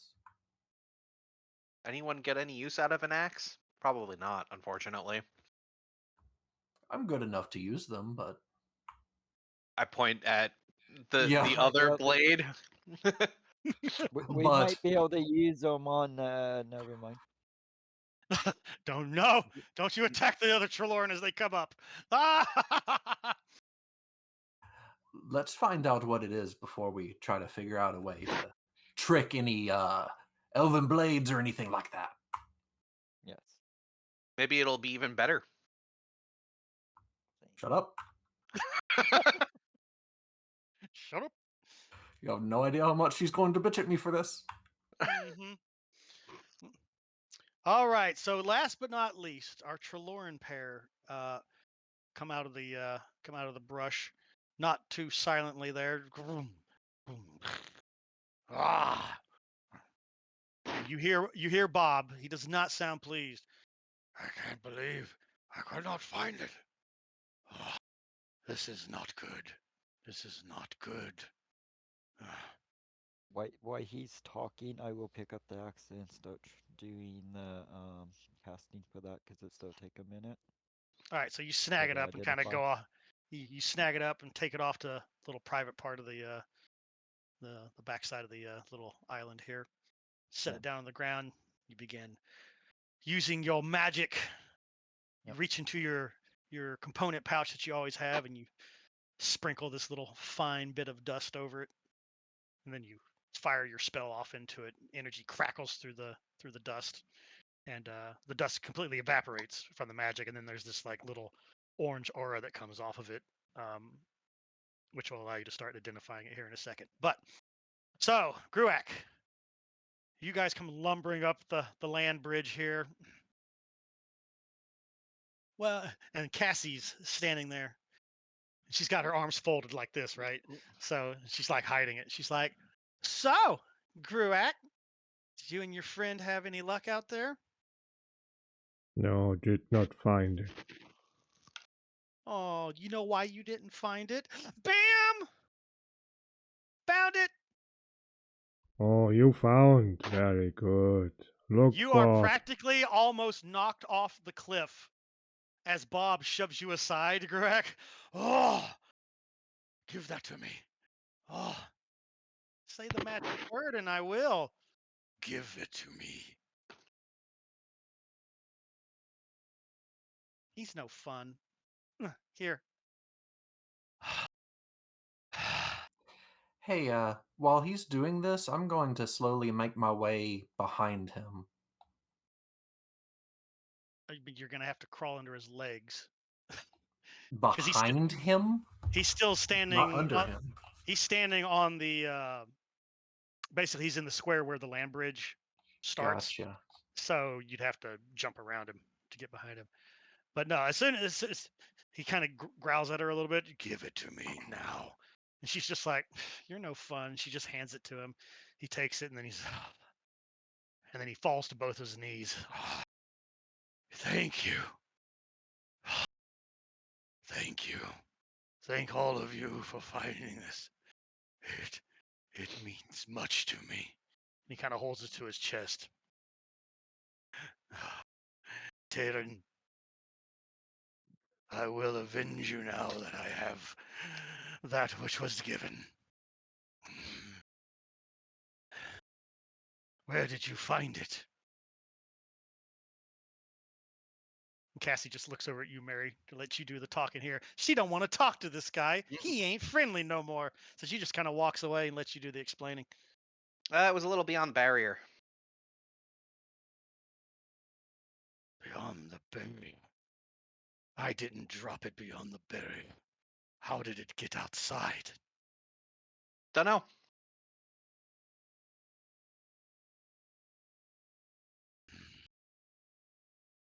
It was surrounded by undead. Maybe they did it.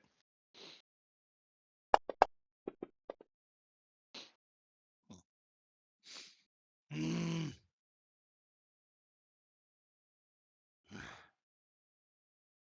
Surrounded by undead. What interest would they have in this? I don't Were know, but they looked pretty fascinated by it. Were they guarding it?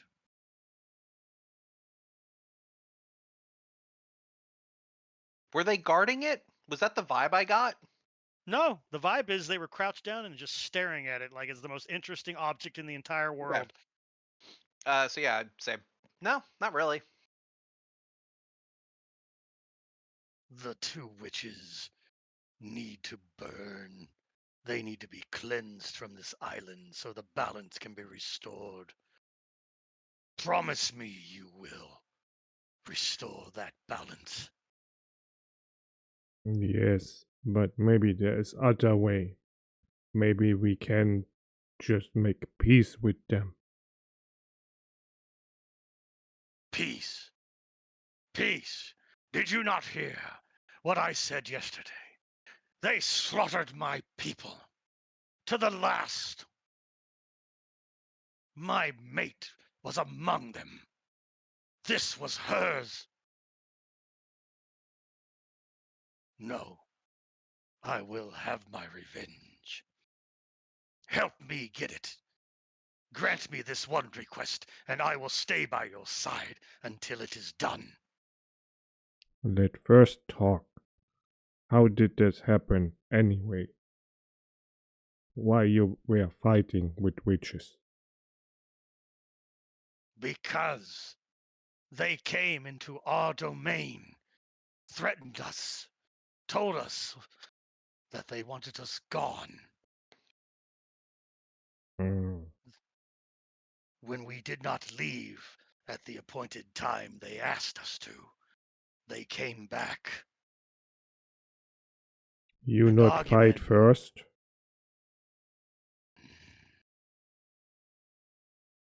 Maybe We, this. we defended ourselves. Maybe this just misunderstanding. So when he says that, when he's like, we defended ourselves, he doesn't look at you, he kind of looks at the ground. We defended ourselves. You Did may you? insight check him if you wish. Yes, please.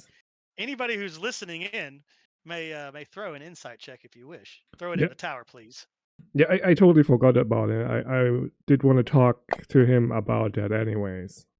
When we were gone, but I forgot it. All right, Reggie's throwing out an insight. Mary threw out an insight. Grooacc, Where is you going to it? insight your friend here?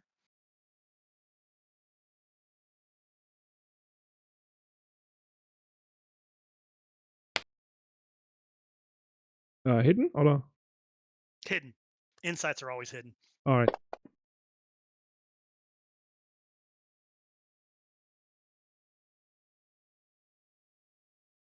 All right. It's a wonderful array of insight rolls. All right, so it's just we defended ourselves. As far as all of you can tell, he believes that he was defending himself, him and his people. Yeah, He kind of that seems reasonable. he kind of looks back up at you, side glances you. If someone came into your home and threatened you, would you not defend yourself? Yes. Like just thinking, maybe misunderstanding, but Grooacc not know, trying find out. But I wish. What? if we can, maybe talk first, then we still can fight, if we have to. Talk. We tried talking. I had to run as the others defended our retreat. I heard the screams of our dying. I don't even know where their bodies are. I can't even perform their last rites.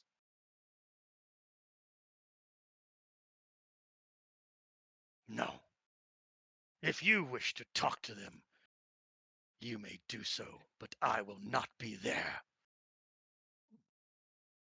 And he stands up with his medallion and he turns and he starts walking down the land bridge unless anybody else stops him or says something else. Going. I see no reason to. Going. I'm identifying Gone. uncasting magic. All right, he walks back into the woods, taking his medallion with him. And totally not leading us to where we need to go. Hey, that's the way the cookies crumble here. Does Me, anyone point that out? Does anyone say, Reggie, stop him? Nobody? No, I would, but I would try to stop him. What? no. I gave you a chance. I gave you the auction route. I said going, gone. Nobody said nothing. Well, Harry Time is doesn't up. Okay. watch them, so I wouldn't try and You're- stop him. Nope, your time is up. Too late. That was a timed event, if you will. You have failed the time. So your cyberpunk red timing bar on your speech options went to 0 and you clicked nothing. So there you go. Fair enough. Right so then. so he left. So meanwhile, going on the backside, there's all this magical ritual shit going everywhere. Magic's flying out everywhere. Dun dun dun dun dun. All right. Without metagaming, if you choose to tell them, you may do so. If not, this is a axe of the woodman, or axe of the woodsman, I should say. Put the S in there. Don't forget the S. The woodsman. This is a druidic weapon, Takashi. Okay. This is the first time you've ever held one in your hand. Your knowledge is strictly from book learning, so you've seen it in tomes and papers on magic items in the world and stuff like that. And it is a pretty mundane axe, unless it's being used in forested terrain. If it is in forested terrain, it becomes a +2 weapon for attacks and damage. So the way this is translating in Takashi's mind is we could use this to cut down trees faster to clear a path quicker. But I will tell the party this is a woodman's axe, so axe of the Axe. woodsman. This is known as the. Of course, you say it in your language, right? This is the which translates into your tongue, axe of the woodsman. It is a druidic weapon. Its powers are only powered by the. Its magical abilities are powered by nature. As long as this weapon is within forested type terrain, it is a pretty powerful weapon. Yep, It, that's what I will tell him. Yep. So who wants it can have it. and We found it. Maybe we should charge. it's Yeah, got but, and it's got a special there's a special ability on it also. If anybody once it's attuned to somebody, if anybody else tries to pick it up, the entire haft immediately grows razor sharp thorns that stab people through their hands and shit. I So like that. yeah, it doesn't like anybody but its owner touching it. It's kind of like Orland's Grace, but for nature. Except it's not jealous. Is that you?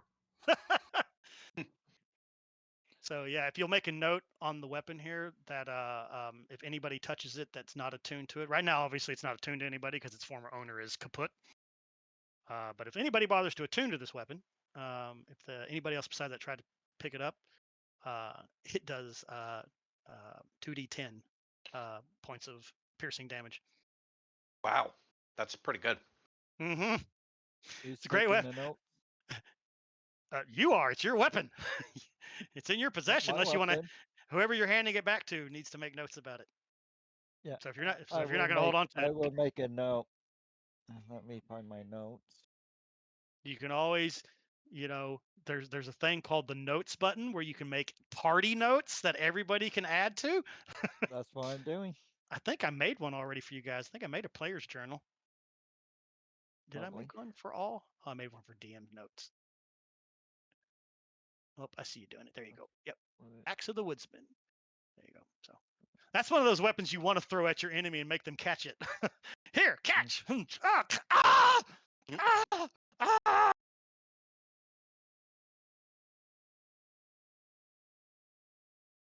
But yeah, I will.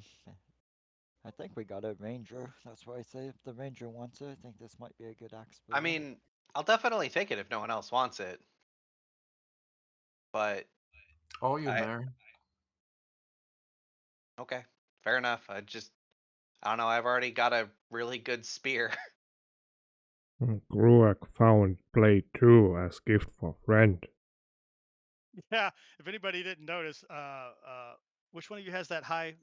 Is that you, Reggie, that has the high passive for your possession? Yeah. Yeah, yeah. When Grit comes up and he's standing there with Bob, he's carrying a fucking katana samurai sword, like it's in a belt, ready to be drawn like a samurai, just dangling. You kind of notice that he's knotted up his toga and he's got it wrapped up in there, and it's just dangling in there. He's like, I found a weapon too. Look. Grooacc, do we need to have the wizard look at it? Mm, Um, maybe. I know you're a sorcerer. What's the damage on a battle axe? It's a D10. I think so. Click on the items button and type in great axe or battle axe. Battle axe. A battle axe does 1d8, but if you're using it with both hands, 1d10. It's versatile. nice.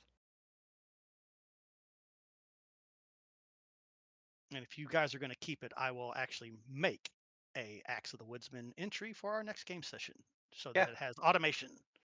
I'll pick it up if no one else wants it. All right. So Takashi hands it over to you, Mary, and you kind of grab it. You kind of twirl it around in your hands a little bit to kind of get the feel of its weight and stuff. It's been perfectly balanced. It feels really good to swing it, and it recovers really fast. When I hand him the axe, I'm gonna whisper, maybe we could use this next time to clear the path instead of the sword. Well, I don't even have a sword, so this will actually be pretty good for clearing the path for me, I suppose. But I don't usually clear the path. I walk through it.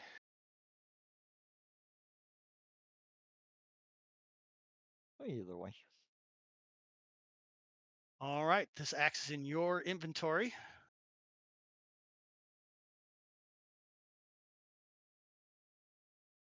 And then the katana. Reggie, you were about to say something about it to Takashi? Or were you? Yeah, the wizard Tashiki. Would you take a look at this? Sure. You grab it and yank it out, cutting his toga off. Nope. No. Don't even try to pull it out or anything. I'll just Yep. leave it to them. Yeah, I Grooacc, loosen the do knot you and untangle? give it to Yeah. him, yeah. Yeah. Sorry. So, all right. So, Grooacc hands over this beautiful, beautiful katana. It's definitely forged from your people. It's a weapon of the Southern Isles. This one is hand crafted. Um, you know enough history and lore, right? Because you're educated. You're an educated noble here. This this type of katana, this one that has this particular handguard on it and this ornate, hilt on it. This is given to like heroes, like badass captains and high-ranking military officers, people that have proven themselves to be great assets to the emperor.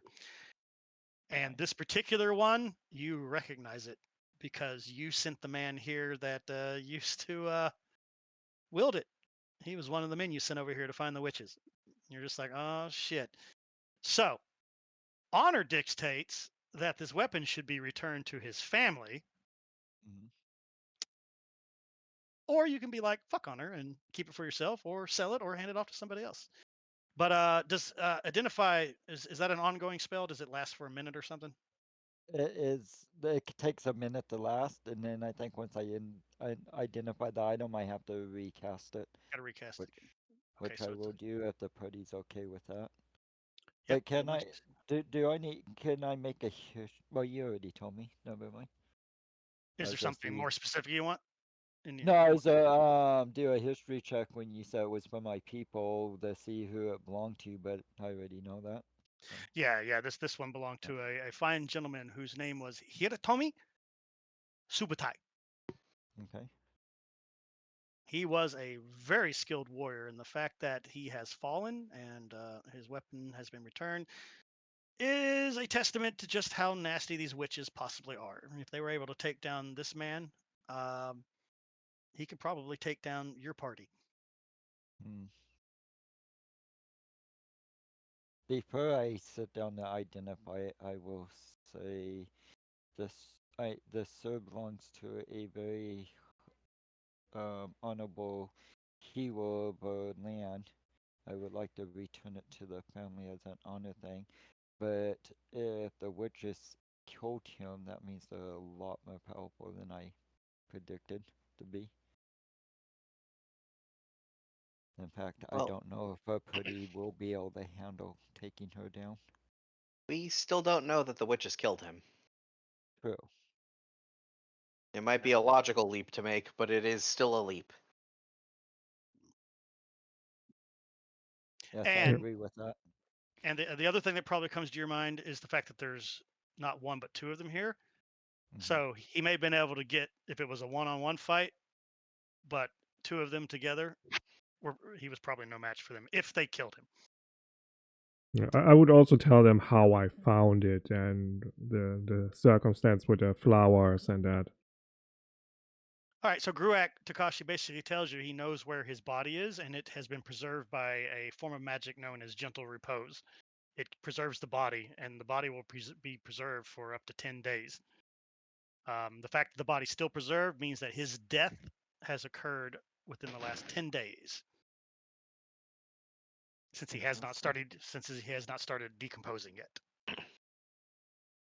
How long ago was it when he left to get to this island? He's the last guy that you sent. Almost, it's been a little over a week ago. Okay. That's Out of curiosity, Grooacc, did you see what killed him? Like, wound-wise? No, could not find anything. Just seen flowers. So, like, there were no obvious markings on his body? No, not that I could see. Well, if you guys just once we get our mission done, help me retrieve his body to get him back to his homeland and his family, I will give you all prudence.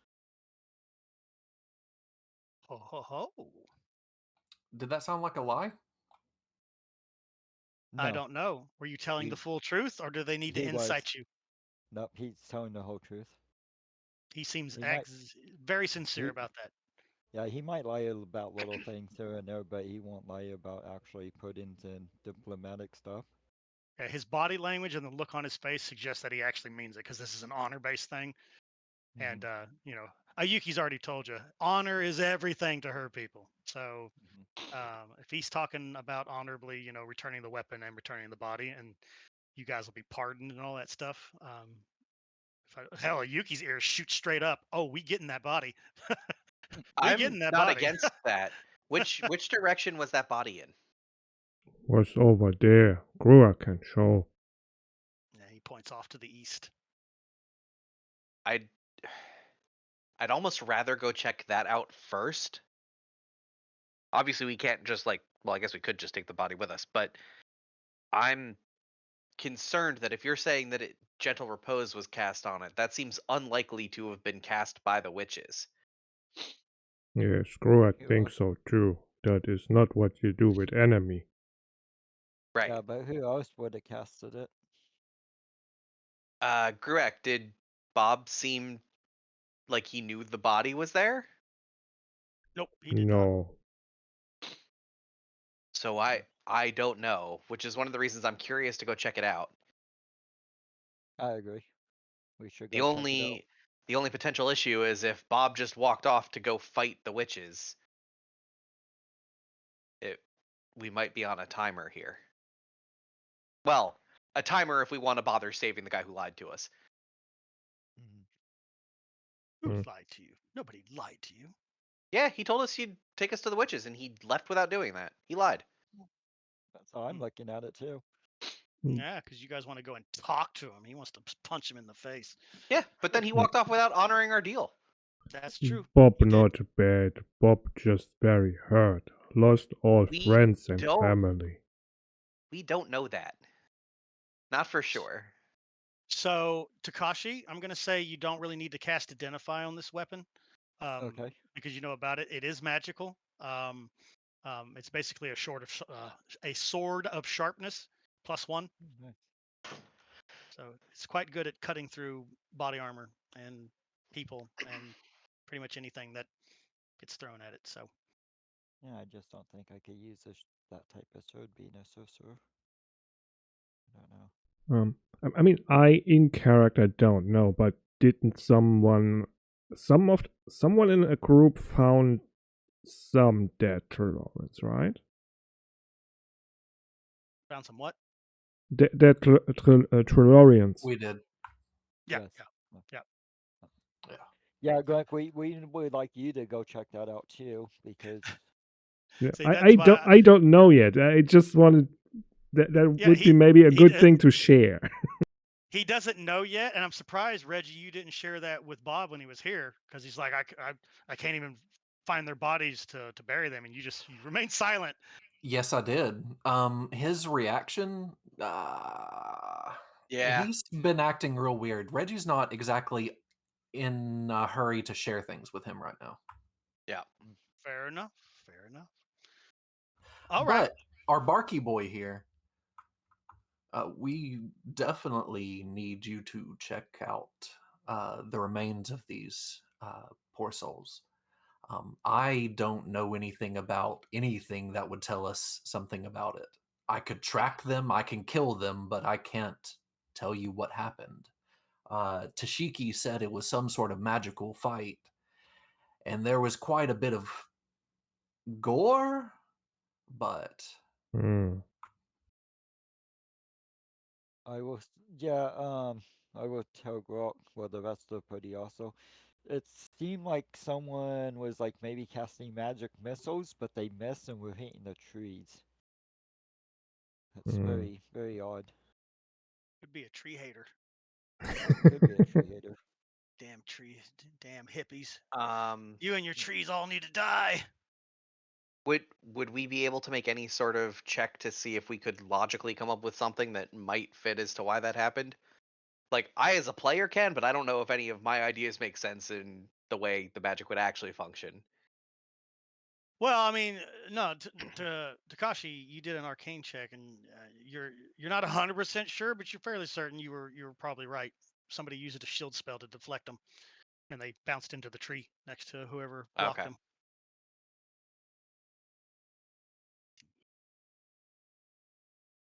Um, Do. yeah, I mean that I suppose just points to magical combat. Then we can definitely go check the bodies just to see if we can figure anything out about what happened. But Oh my just god. I so definitely we think put there's more this. going on here than we can tell. Sorry, Reggie. No, it's okay. So we put this out there. Everyone else is beginning to acknowledge the fact that maybe the Treelorn here are the bad guys, right? Yeah, Hmm. 100%. Maybe Gr- not the bad guys, but certainly not the good guys.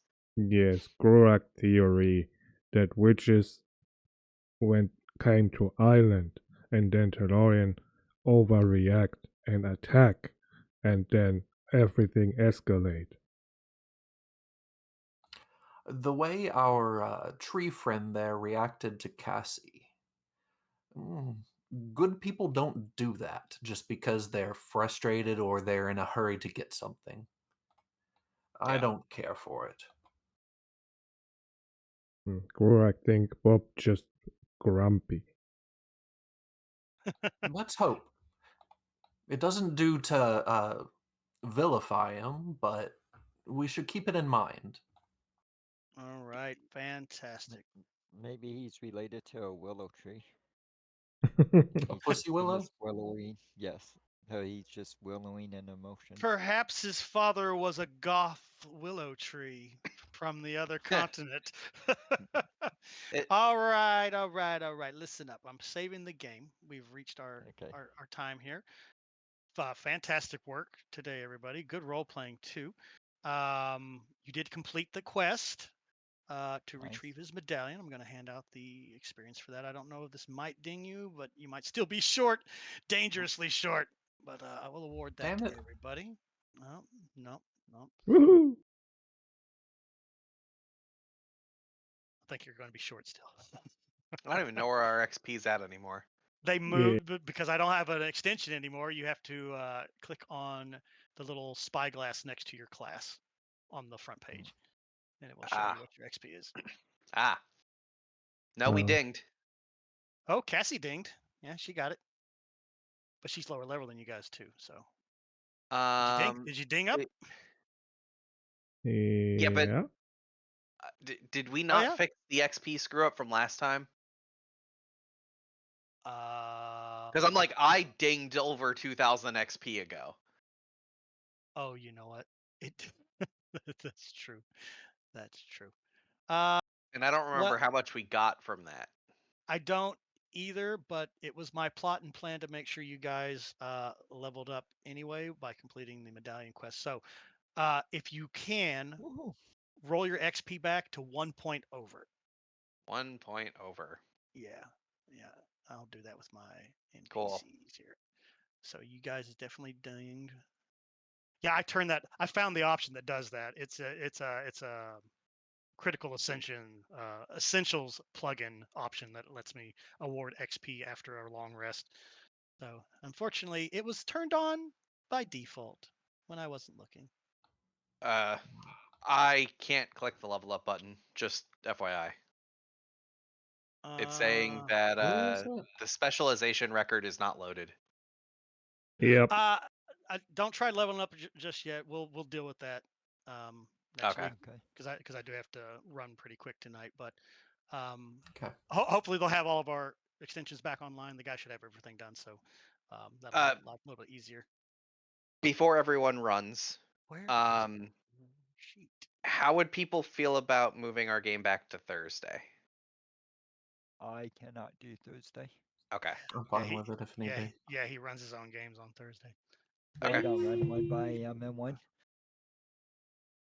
Okay, how do you guys just feel about doing Tuesday? Yeah, it feels that way, Lou. What are you doing, Mary? What are you trying to do, Mary? So is a video game more important than your role-playing game? What's going on? Well, let me tell you, our raid group actually meets roughly twice a week regularly. So yeah, I'm trying to help them out instead of the group that meets once every 3 months. Yeah. That's fair. All right, let's wrap the stream up. So thank you all for watching, and I hope I see you next Monday again. Yep. Night, everybody. I could do Tuesday if everybody else could do Bye-bye. Tuesday. I think Mary can't. Yeah, I've got a different game on Tuesday.